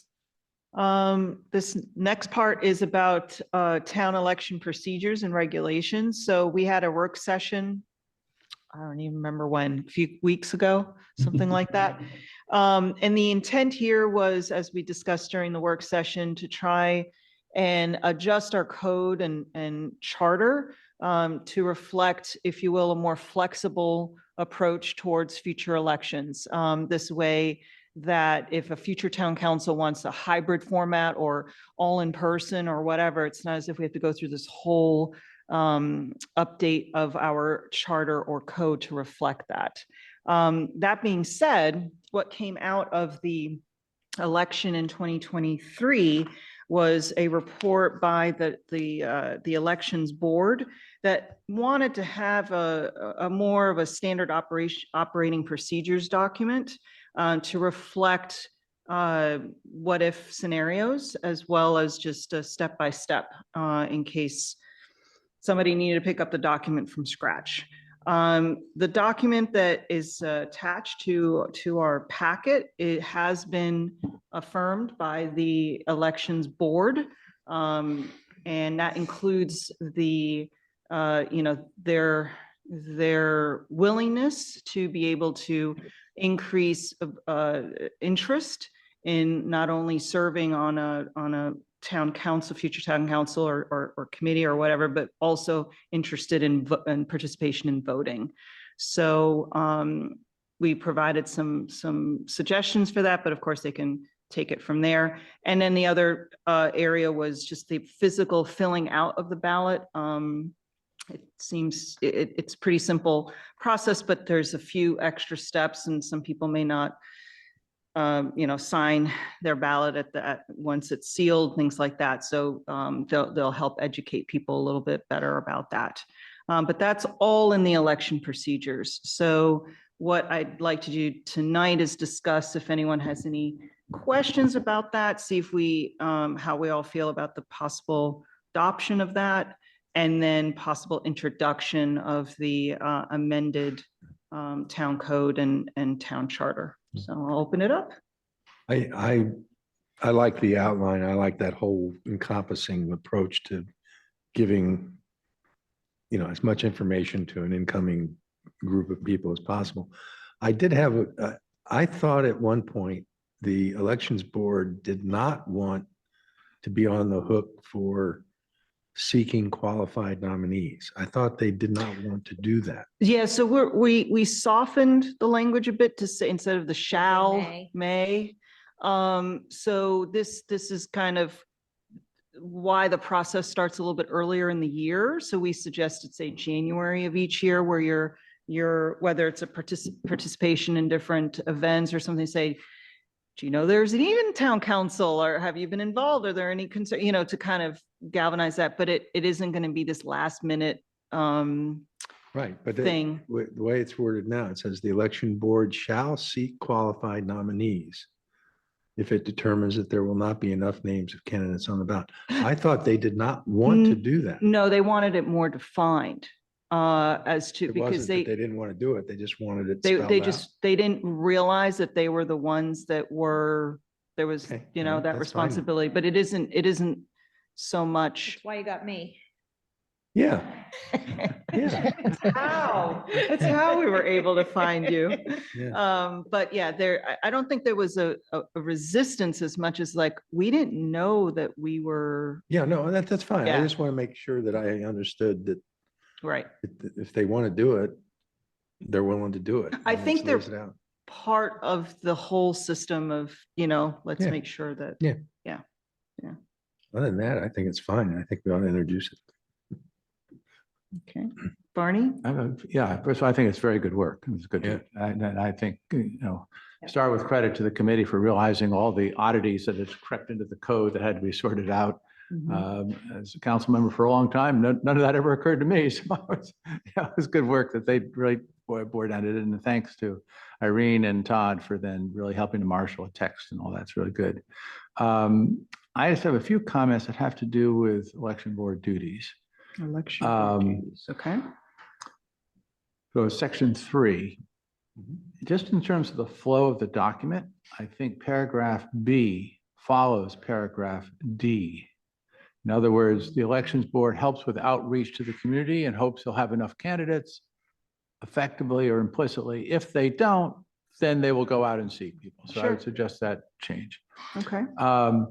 The other one that in B, what currently is labeled as B, I'm a little sensitive about saying that they may solicit recommendations from town committee chairs, from residents who have served on the town council in recent years but are not currently on the council, or from residents at large. I feel that we're better served if they're maybe it's and instead of or. In other words, Hmm. that they should be, we want to avoid any notion of, this, a given election board, only knowing a few people and blah, blah, blah. We want to make sure that it's always open. Now, That's already open. it's a situation where they're advertising broadly. So it's just say, okay, you're going to dig now deeper, still make one more effort, letting all residents know. I just think we ought to be inclusive. Yeah, no, I didn't intend for it to come across otherwise, but Okay. yeah. Then the third comment I have is, I know that we agreed that people could vote when they're 16. Did we agree they could serve on the town council when they're 16? That's correct. It's in our charter now. They could even, if they wanted to, serve on the town council. Okay. I voted against that before, but I guess I was outvoted. I didn't realize that I had. We don't have many 16-year-olds that are batting down the door, but Well. yes, they technically could serve on the town council. All right. There you I go. will button my lips. That's the curmudgeon in me. Okay. That's fine. So those are the two comments. Yeah, about that, Other than I very good appreciate document. that. Stephanie, Joy, do you have any comments on that thing? Yeah, I think it's a really great effort. And I think it's really helpful that the election board and staff and you, Irene, and everyone else has really, tried to buckle this down, because I think it's really helpful. And it's good for us also to know that what the procedures are and what the election board is going to be responsible for. Sure. Great. So with that, I'm happy to entertain a motion to update introduce ordinance to amend chapter 8 of the town code and article 4 of the town chapter So moved. With my suggested. with changes your as amended. As amended. Yeah. Second. Second. All in favor? Aye. Aye. Unanimous. So we'll have a public hearing on that in January as well. So 2 public hearings we've got. Okay, 3. wonderful. Irene, I think, sorry, I might have missed something, but Barney, you were making amendments to the regulations, sorry, to the procedures, correct?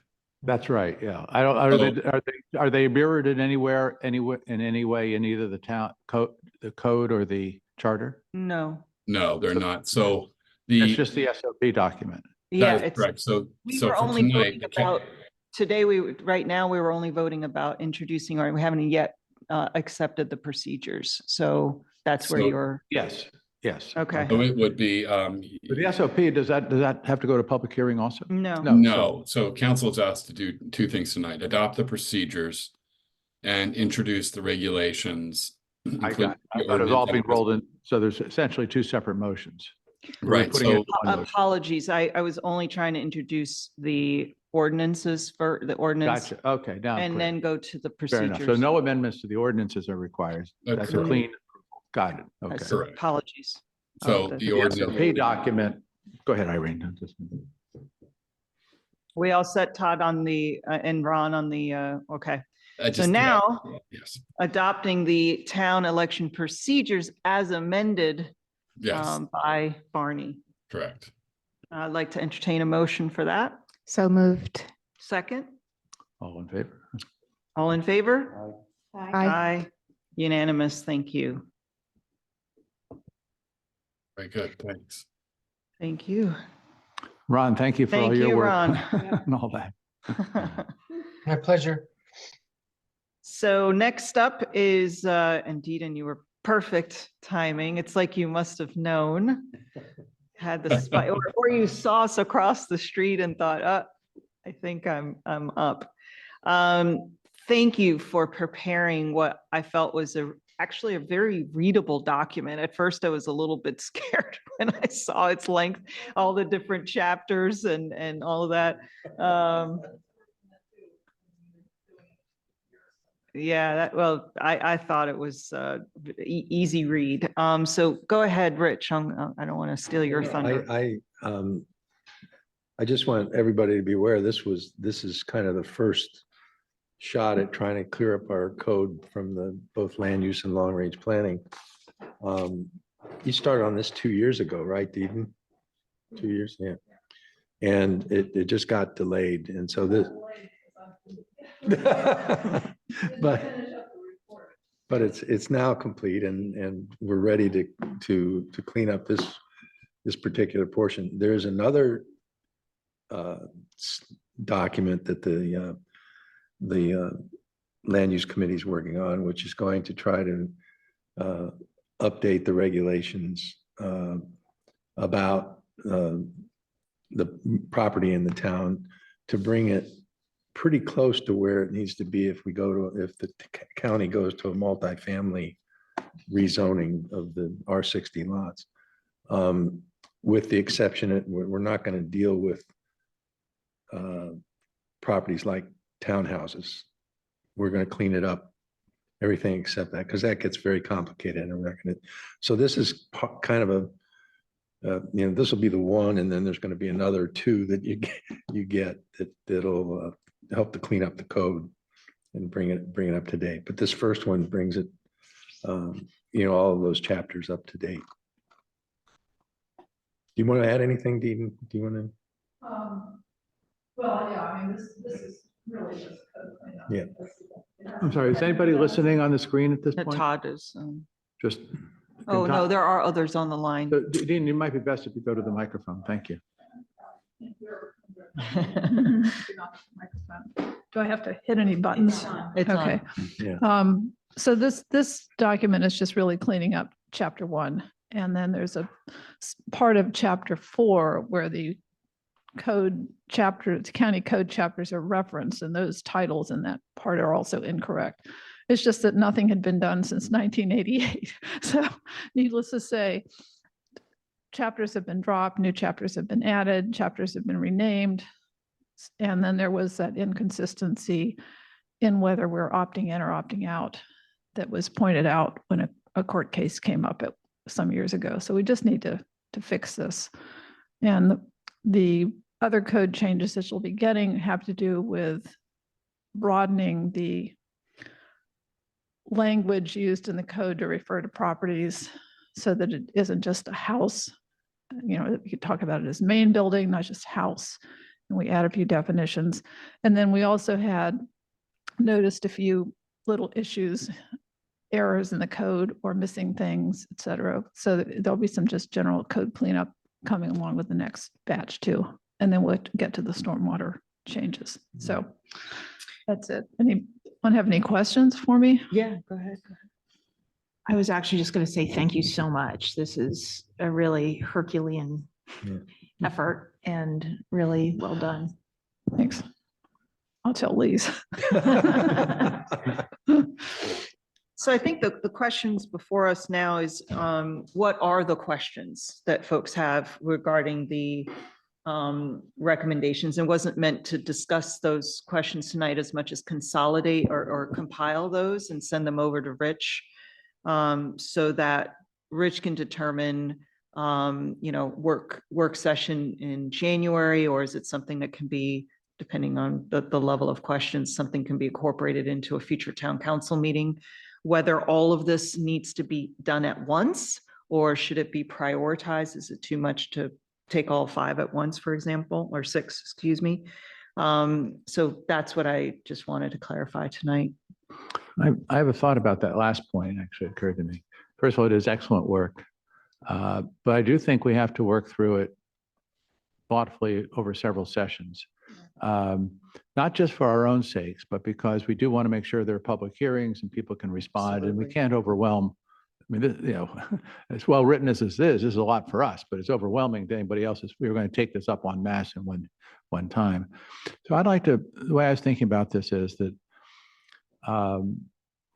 we effectively have 4 more meetings of this council.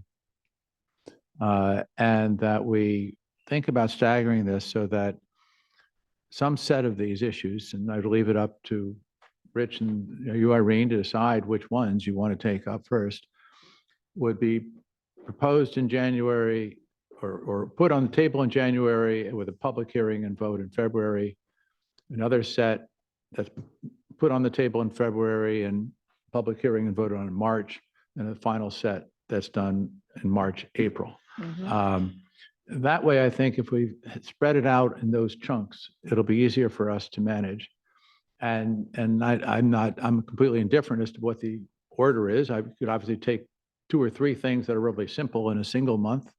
But perhaps, one of the other issues, I'm trying to think which one it was much more detailed and takes much longer time to get behind, might stand on its own as a single issue. But I think for metering it out like that would help all of us and help the town in coming to grips with it. And I'm not in favor of having a introduction of an ordinance at the end of our life and then the vote to be taken in the next council. I think in that case, if we haven't gotten there, we ought to wait till next year to do it. So, but that's why I think January, February, March, April. And that would probably allow us to get through at least the body of work that Dean's put on the table today. If we can get through the other things you've mentioned, great. But otherwise, maybe that is taken up by the next council. But in any event, I feel that would be my suggestion, to make sure that we've broken it down into bite-sized chunks. Thank you. Anyone? Yeah. Yes. I'd also, thanks a lot, Barney, and thanks, Deedon, for your really great work on this. I know it was a heavy lift. I'd like to get a sense, Rich, of, whether you all have some priorities in terms of, which ones of these are most important. And so even if we were to hit on them, that my time on the council, I've seen a lot of these things take longer than you think. And maybe we should tackle the ones that are, most relevant, most urgent to the business that we have, given what's going on in the town at the moment. Yeah, first of all, I have a concern about not looking at these holistically. At least presenting to the town the schema that we're trying to solve here, or we're trying to address here. So, and the document that we have that Deedon's prepared for us now was truly a cleanup. It was, and it has embedded in it a number of areas where we do need some discussions, because there are some significant issues to be discussed. So while I think we ought to break them up, I think we ought to, and Deedon and I can do this, we need to give a picture to the town as to what the bulk of this is going to do, the sequencing of how we're going to do this. And so I would certainly be okay with breaking the document that we have in front of us up into sections, and I can talk with Deedon about which ones we think are most important, dealing with certain sections of those. But I don't want to lose sight, or I don't want the residents to lose sight of where the end game is here. And we don't know where the end game is yet, because the county council hasn't acted on the rezoning issues. But we do know up to a point, and we can clear up our ordinances to that point. And so I just want to make sure we convey that to people, rather than just saying, okay, just think about this. Okay. And so Dean and I will get together and figure out which of these things we ought to do. The multi-family housing issue is, I see that pertinent to 2 of the sections, 31 and 54, which is warranty and transient lodging. Warranty only because, just one part might fall apart and the other one, you know what I mean, whatever. Whereas the others, arts and humanities, childcare, public service, and tree canopy, I can see that being handled in one chunk. Yeah. But I like the idea of you guys providing kind of a, this is kind of our universe right now, and this is, we're looking at this. I think as we're communicating this in the forecast and town criers and stuff like that, if there is some sort of down the road vision. I think to your point, Barney, I think if we had 4 public hearings in a row, it would be a little bit tough for residents. I think they would feel a little overwhelmed if it was broken up in that way. But we'll How see. else do we break it up? Yeah, we'll Unless you do see. it all. Well, let us think- let us think- Yeah, Yeah. they're true. Well, but yeah, so I think there's some compromise. Yeah. That we So can. let Dina, we'll come back to you with Great. where in this section, in this particular. But I do what think in the chunks. meantime, getting questions and fielding questions from us, specific questions Yeah, that come up around sure. this chat will be helpful in will be. determining Yeah. that prioritization. Yeah. So, But can we also agree that there should be some portion of this work should come to us in January as yeah, in a form that we would set a public hearing for to review? And We can deliver? do that. Low-hanging Yeah. Want to start Yeah. moving this Turning down? so just so I understand the timing of that, a lot of us are probably going to disappear the week after next, maybe for a while. So when you said introduce in January, that means that any sort of work session would need to be done prior. So our next, I wasn't necessarily saying it had to be a work session. I was thinking we could introduce at our council meeting in January. no, but in order to introduce, wouldn't we potentially need a work session prior to that? Because our next council meeting is January the 10th. So unless we were envisioning having some discussion prior to that during the first week of January, or next week, I'm not entirely sure. Do we need a work session to take up? That's what I was gonna, I don't know Well, it what. depends upon your guys' question- questions. It depends on the I think you got, I think we can, Dean and I can divvy this up into thoughtful chunks for us to think about. But if you've got, it depends upon the kinds of questions. And I've read through it and I don't have any problems with it, but you all might. Well, and some of it might be pretty low hanging fruit, like Yeah. some of it technical is. corrections, that kind of thing. I don't know that we need a work session for that. Well, that's that's right. But there are a couple that are, There are a couple that maybe we do. need to but- be thought. Yeah. Yeah. Irene, please. may I? Just a second, Deedon has a. Go ahead, Deedon. Go ahead. Okay, I was just going to suggest that as far as low hanging fruit goes, a motion could be, or an ordinance could be put forward in January that at least corrects the titles of the chapters we currently subscribe to and corrects the wording of that Those sections. D section or whatever it is, so that it clarifies that we have to opt into things. We're not automatically opted in unless we choose to do so. So that's the low hanging fruit, the very low hanging fruit that could at least clean that part up. And then you could take it up in February, which of the additional chapters you might want to consider adopting. I thought we were already in the opt-in. We are.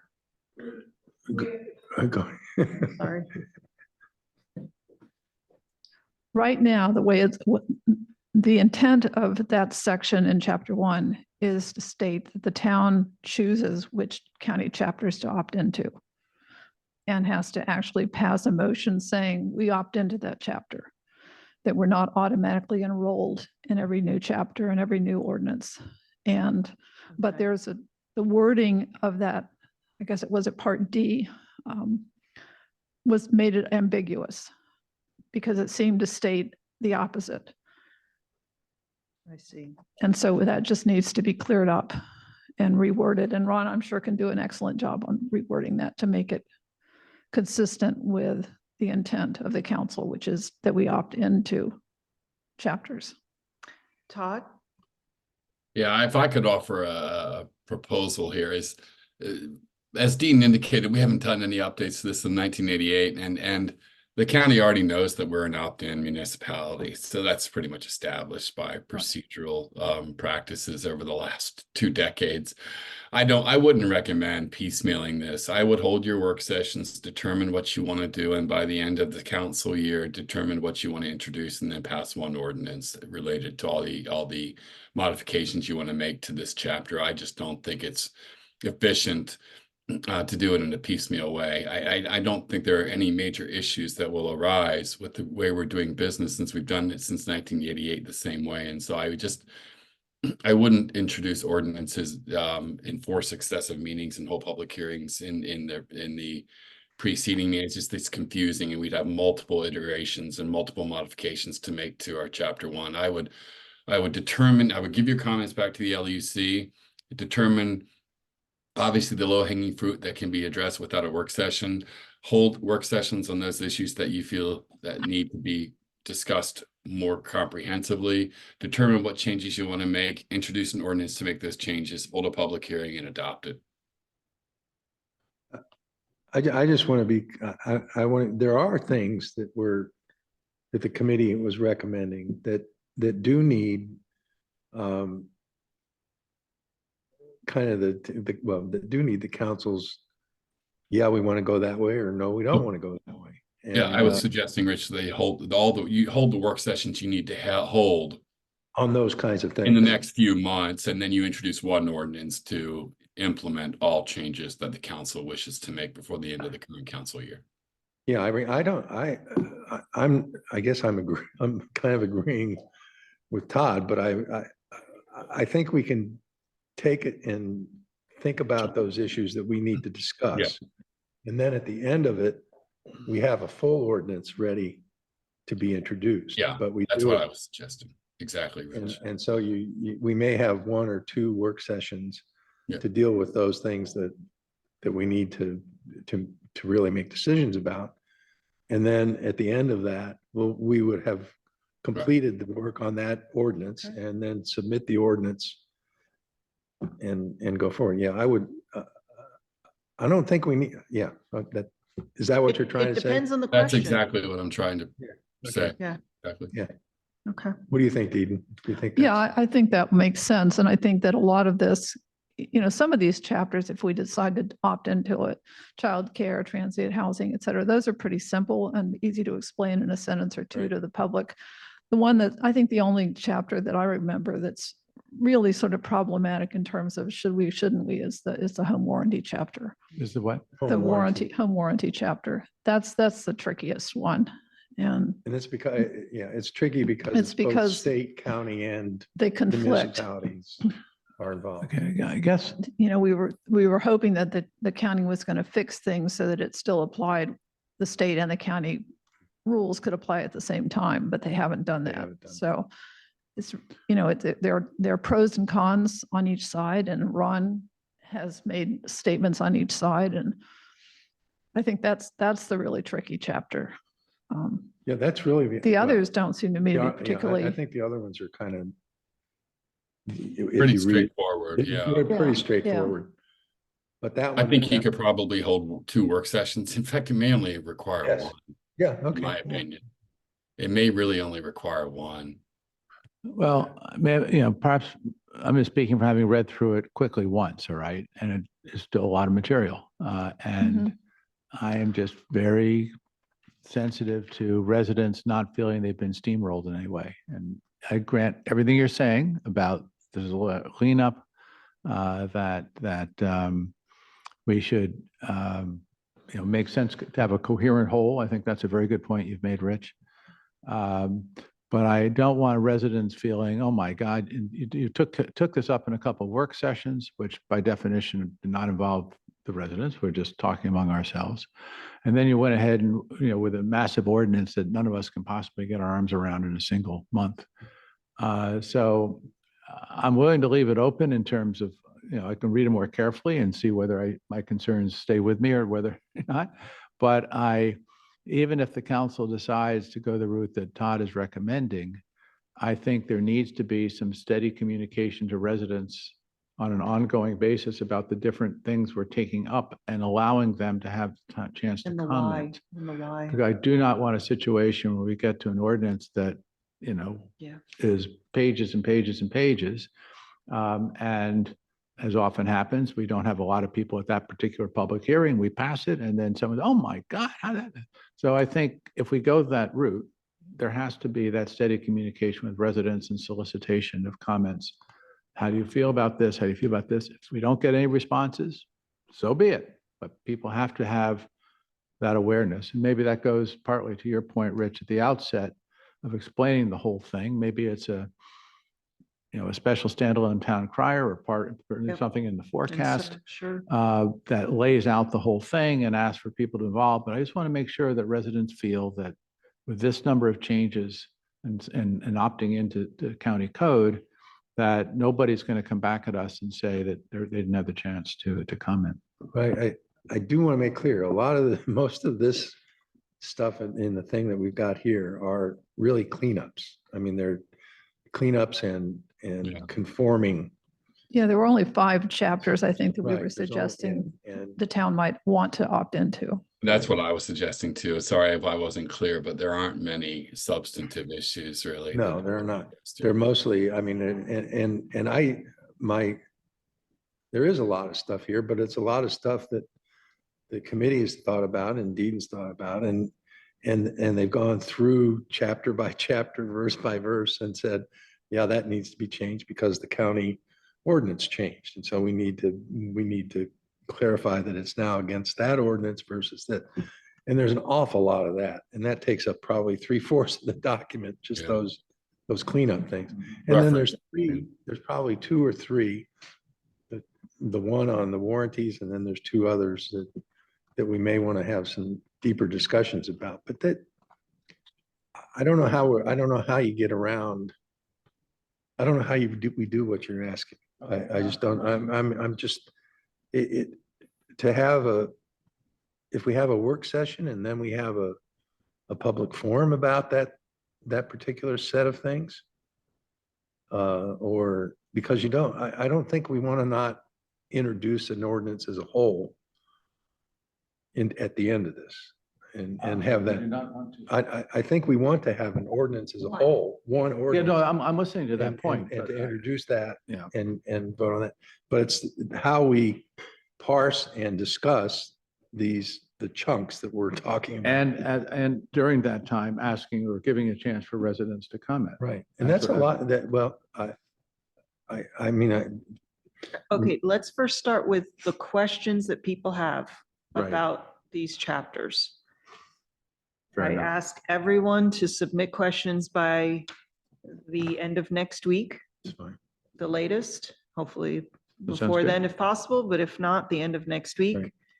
At the same time, if you all can, Yeah. figure out a way to It'll be our to Christmas create the present to you. narrative, yes, to Yeah. create the narrative around Yeah, this so and that we Dean can and I start could communicating. Can give you some suggestions about the parsing of this too. Yep. What chunks is truly low hanging fruit. We really don't need a lot of discussion about. They're just conforming amendment or Right. conforming Okay. things. These are the 3 that we probably need to Yeah. focus on. And I think to be honest, I think that 2 work sessions. 2 work would be enough. sessions would do it. And then I'm happy to chat with you all Yes, as well. yeah. Okay, Yeah. great. That good? Is it okay, Dean? Good. All right. Thank you. Bethesda Market Park, Barney. Well, could say same old, but it's not true. Actually, there's been some progress. I think I reported by email before that the developers are quite pleased with an initial general development agreement, GDA, that finally the county attorneys came up with. They have marked it up and sent it back to this county, but the county has not come back with further comments yet, and they did not appear on today's every other week call that we have, which was disappointing. But the developers continue to believe that there's a structure there that they can work with.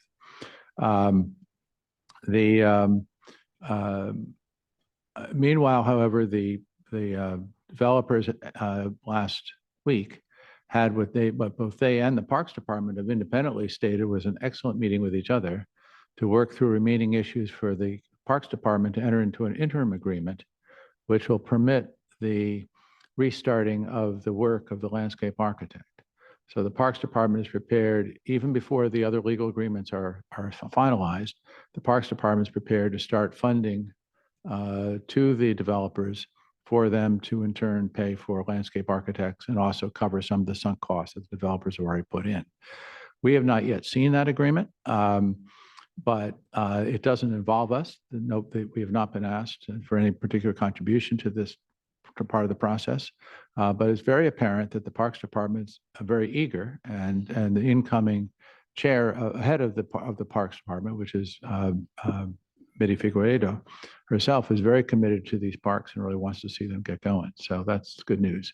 So the current expectation is that that agreement will be signed within a few weeks, and that the maybe we hope before Christmas, but otherwise by early January, and that the landscape architects work can be kicked off in January. Two other comments I want to make about all that. One, dealing with contracts. On a call that I was not able to attend, but Irene and Todd did, the fellow who's now getting more engaged from the county side, from the DOT side, Jeremy Saunders, made the comment that he really felt it was important that they have to know that the town, for example, will be good for our money for our commitments.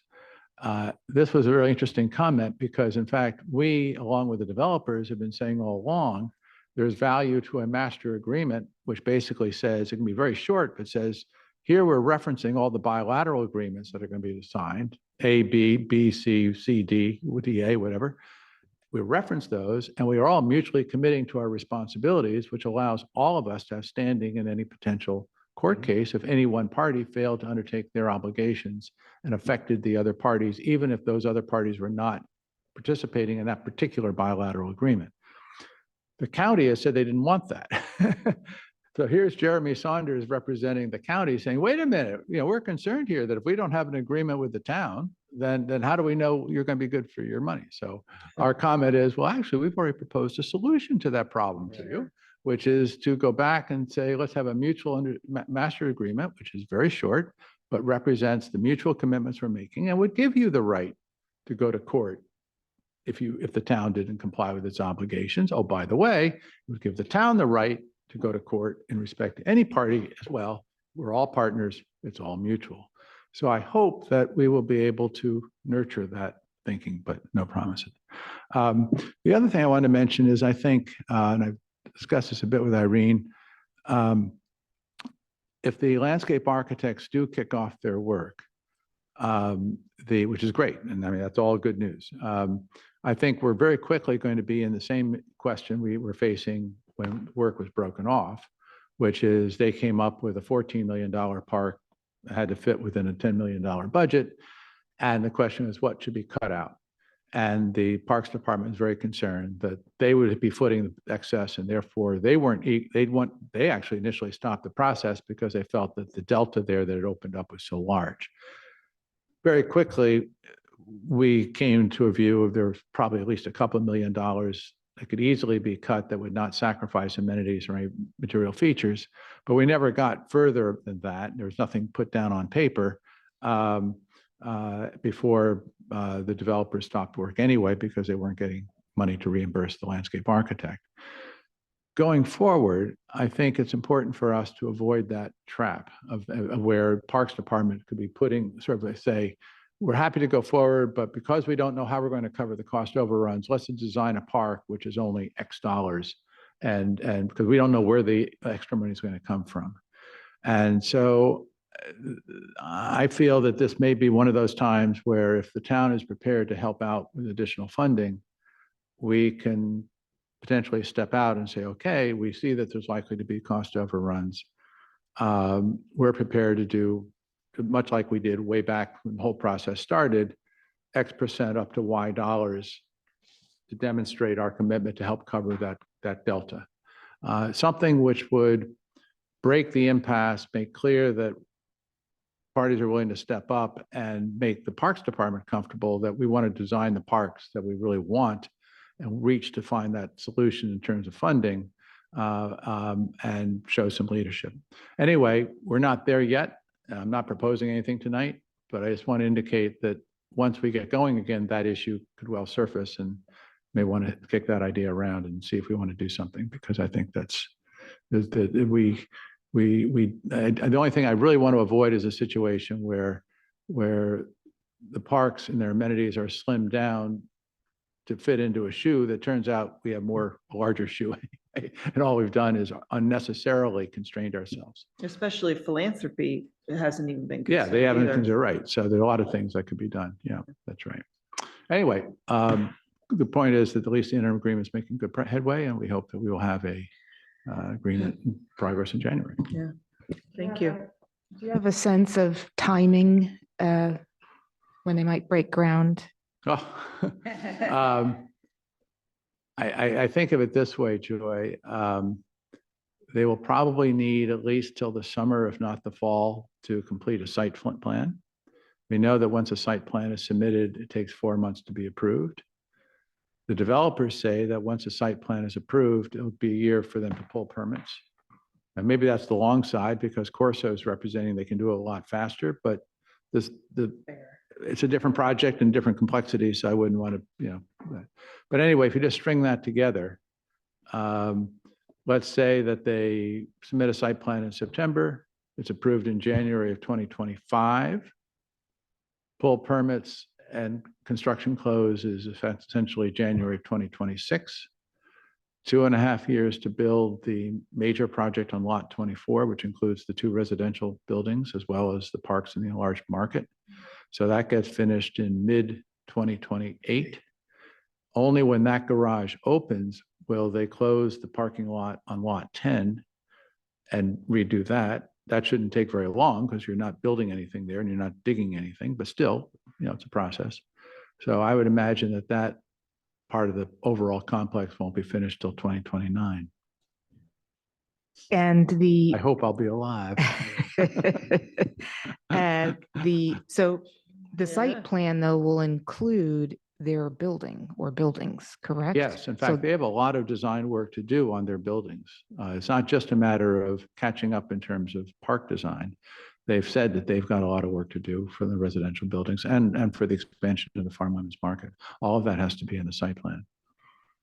And will we have anything, I mean, we've had a lot to say about the site plan for this property within our borders.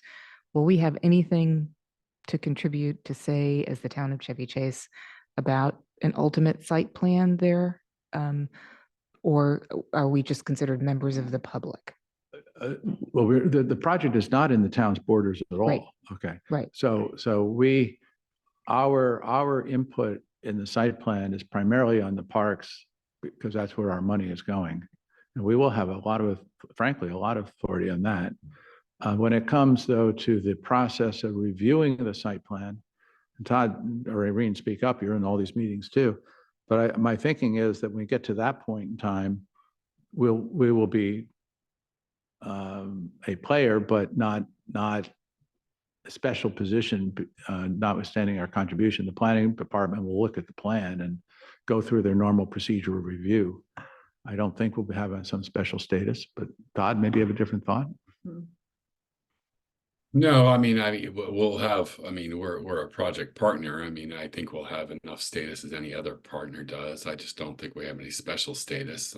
This is a project we're, a partner in, so it's a public-private partnership agreement. So I don't think any special status we will have except to be a party to the project. Right. Good news is that there's an indication that interest rates will start to go down again. Well, So we yes. might see some nice, because I personally never understood why they took their designers off. I understand there's different types, but they should have continued with the residential side of design. And never quite understood that, but maybe things will start to get. I think, because we thought before that maybe they weren't that unhappy about the delay themselves because. Yeah. Great. Well, thank you. If I could go on to the Bethesda overlay zone, if that's all right. And Deedon, reporting on the meeting that Elza Heisel McCoy from the planning department gave, or briefing that gave to the implementation advisory board December 1st, I think it was.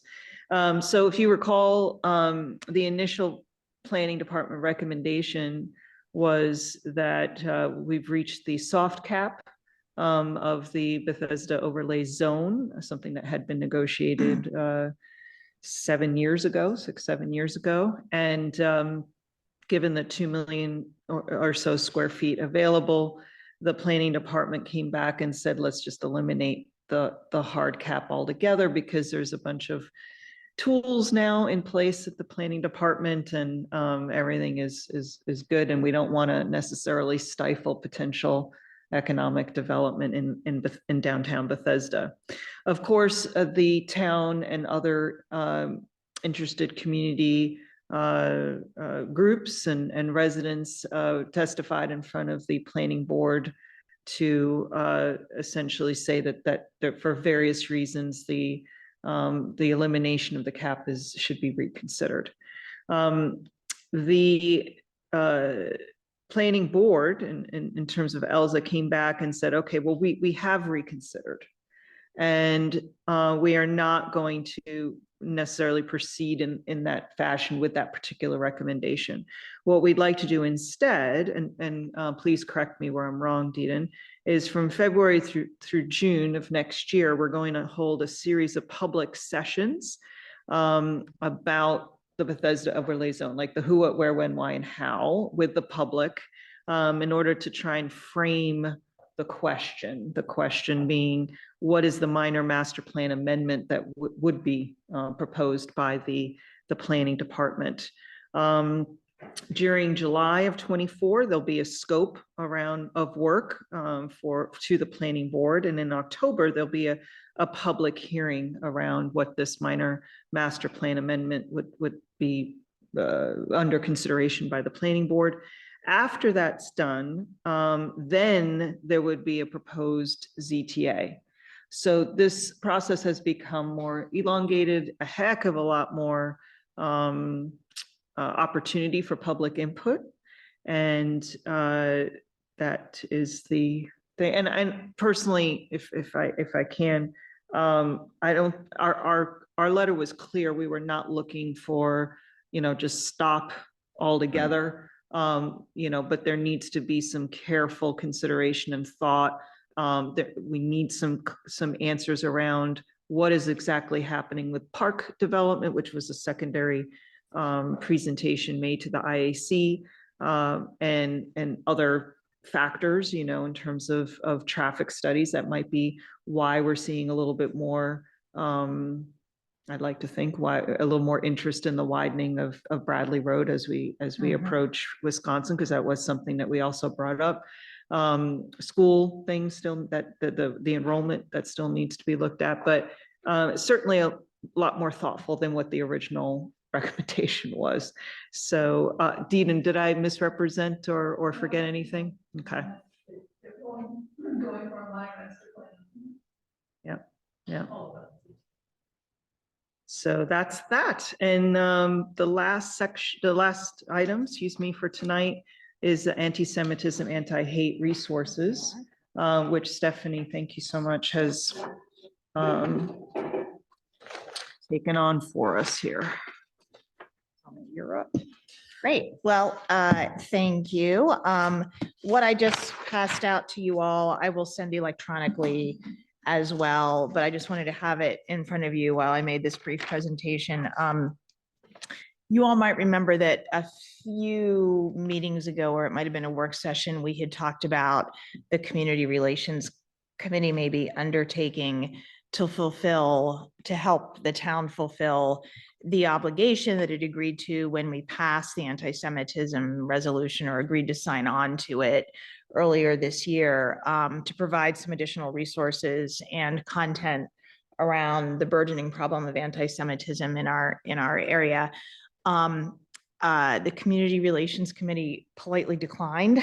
I think rationally said that they really wanted to maintain their status as a committee that plans social events, and not get into much more substantive things like this, which I completely understand. So I talked to Irene about it, and I agreed to undertake an attempt to fulfill the obligations on behalf of the town, or to start the process of doing it. And at the same time, one of the elected officials in Martin's Addition had reached out Naomi Nyerman, and because they had started the ball rolling on their end. They're one of the other signatories to the resolution to have a Zoom program led by the American Jewish Council. Is that, yeah, the American Jewish Committee. I always say council instead of committee, on January 16th to give kind of an overall presentation on anti-Semitism, the problems with anti-Semitism in Maryland and in Montgomery County in particular, the definition of it, how to educate people about the breadth and depth of it, all of those kinds of things. And so I would propose that we participate in that event. And I guess I would go as far as to say co-sponsor it. I think co-sponsoring really just means that we allow our name to be put on the invitation and we invite people to it in the town. So I think that's a fairly quick and simple and I think positive way that we can start to live up to what we said we would do. I would also suggest that we work with Martin's Addition and other towns that are going to help with this to do 1 or 2 follow-up seminars. It doesn't, and I don't think they need to be focused exclusively on anti-Semitism. You know, this resolution did talk about other biases and combating hate in general. And I think that we all know that post October 7th and the Hamas attack on Israel, a lot of these hate-related issues are really front and center for some of us in our everyday lives. And it's certainly anti-Semitism, but it's also Islamophobia and a whole host of other things. So I would suggest that we work, and by we, I mean me, I will contact the appropriate folks who could participate in this and come back to you all with a more concrete proposal about a follow-up webinar. But I think it could involve the Montgomery County District Attorney's Office. They have some excellent anti-hate resources. There is a Greater Washington Interfaith Group that my guess is would be happy to provide some resources to us and some speakers on a variety of hate-related issues. The other thing that I thought we could do in some fashion is provide online resources, whether we actually have a section of the website that we create that's about the resolution and our commitments, and then we link out to various resources, most of which I list on this page, the ones that I came across anyway, or whether we simply use the town crier and the listserv that our neighbors run to say, you know, here's what we've collected, please avail yourself of them. I think that would be fine too, but I do think that because we signed on to this, it would be nice if we could create a section of the website that we would, I think, only have to update when we created new events for a We didn't just while. sign on, we initiated it. Right. So Yeah. we need to stand up. Right. So, so that's my suggestion. I would also just say that if you haven't taken a look at the material on the section of the Montgomery County Commission's website on their anti-hate task force, do take a look at that. It's pretty eye-opening. That task force just came into existence this year, and they subdivided their group into a Jewish cohort, Muslim cohort, African American, Asian, Hispanic, LGBTQ, and they each did their own reports and presentations, and they are eye-opening. All kinds of in particular, anti-Semitic and increasingly Islamophobic incidents have been happening in Montgomery County, Maryland. And just since 2020, anti-Semitic events that have been reported to the police have more than doubled per year. So it's a very interesting set of resources. And I think the county has done a really nice job. I think they had their final meeting of the year, December 5th, and Irene and I attended one of the meetings by Zoom, and I thought they did a really nice job. So, so this is my proposal. Happy to discuss, take questions. Doesn't have to be now; it can be later once you've thought about it. January 16th is coming up pretty quick. So if we wanna- I'm waiting for Naomi to get me the link so that we can get.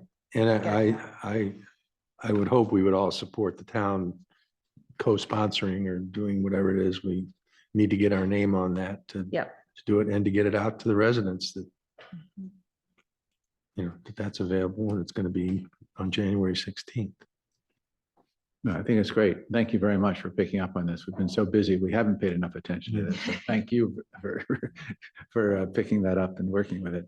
I miss, what will be the content of this January 16th webinar? It would be an overview of anti-Semitism and its particular impact locally by the American Jewish Council, which is one of the, if you get on their website, you'll have a very good sense of what the content will be. They have a lot of information on the current working definition of anti-Semitism, which itself is a little bit of a complicated issue Yes, because it it is, implies right. Zionism and, you know, Right. all kinds of other things. And so there's a very nuanced discussion of that, and that's what I anticipate, among other things, the webinar will address. Well, I concur with you, Rich, that we ought to co-sponsor and really make sure that we. I'll make sure we get the link. I'm still waiting for it. Yeah. Well, the forecast isn't to print yet, so we can absolutely put it into the January forecast as well. But if we as the miss that, town if we don't get the The link, town then we crier. certainly want to have a special town crier Yeah. more than once. Yeah. As we have to keep on rerunning And commercials. we can put it on the listserv and. Put it on the listserv. Absolutely. Yeah, that's right. Absolutely. That's right. Okay. Yeah. Thank you. Yeah, and I like the idea of creating an evergreen resource of, you know, if you see something, say something, if, you know, or how to recognize it and give people resources to empower them, you know, for either knowledge or awareness or other events. that are Yeah, going and on. I think a lot of, I was just thinking about it as our demographics in the town change. We've got an awful lot of young kids that really, I'm sure it mystifies them. You know, what are these people talking about? You know, but they're going to be confronted with seeing some of this stuff. I mean, there's at their Yeah. schools. Oh, in and Montgomery schools. County schools. Sure, right. So, it's horribly and so, common. yeah, so it would be nice to give parents in the town resources that they could get to their children to help work through some of the issues that these kids are going to be seeing. So, thank you. I am under the impression that the Montgomery County Schools has a pretty proactive program for public school students and families about bias incidents and training Yeah. and that approach. So we can certainly take that into consideration as well. And we could just publicize that that's available. yeah. I mean, you pull, like you said, you know, use the resources Yeah, that are yeah. out there to pull in to inform our Yeah. residents. I mean, a recent Gallup survey showed that 1 in 5 Americans under the age of 29 does not believe the Holocaust happened. I think I saw that. Dereliction of duty on the part of Holy our smokes. schools. It is absolutely. Yep. That's I don't nice. even know what to say to that. Yeah, Yeah. you don't. Great. Any other, thank you for your Thank you, work on Stephanie. this Yeah. and putting it together so quickly and so well. Unless anyone has anything else to add tonight, thank you for your involvement. I wish you all happy holidays. See you in the new year. We are adjourned.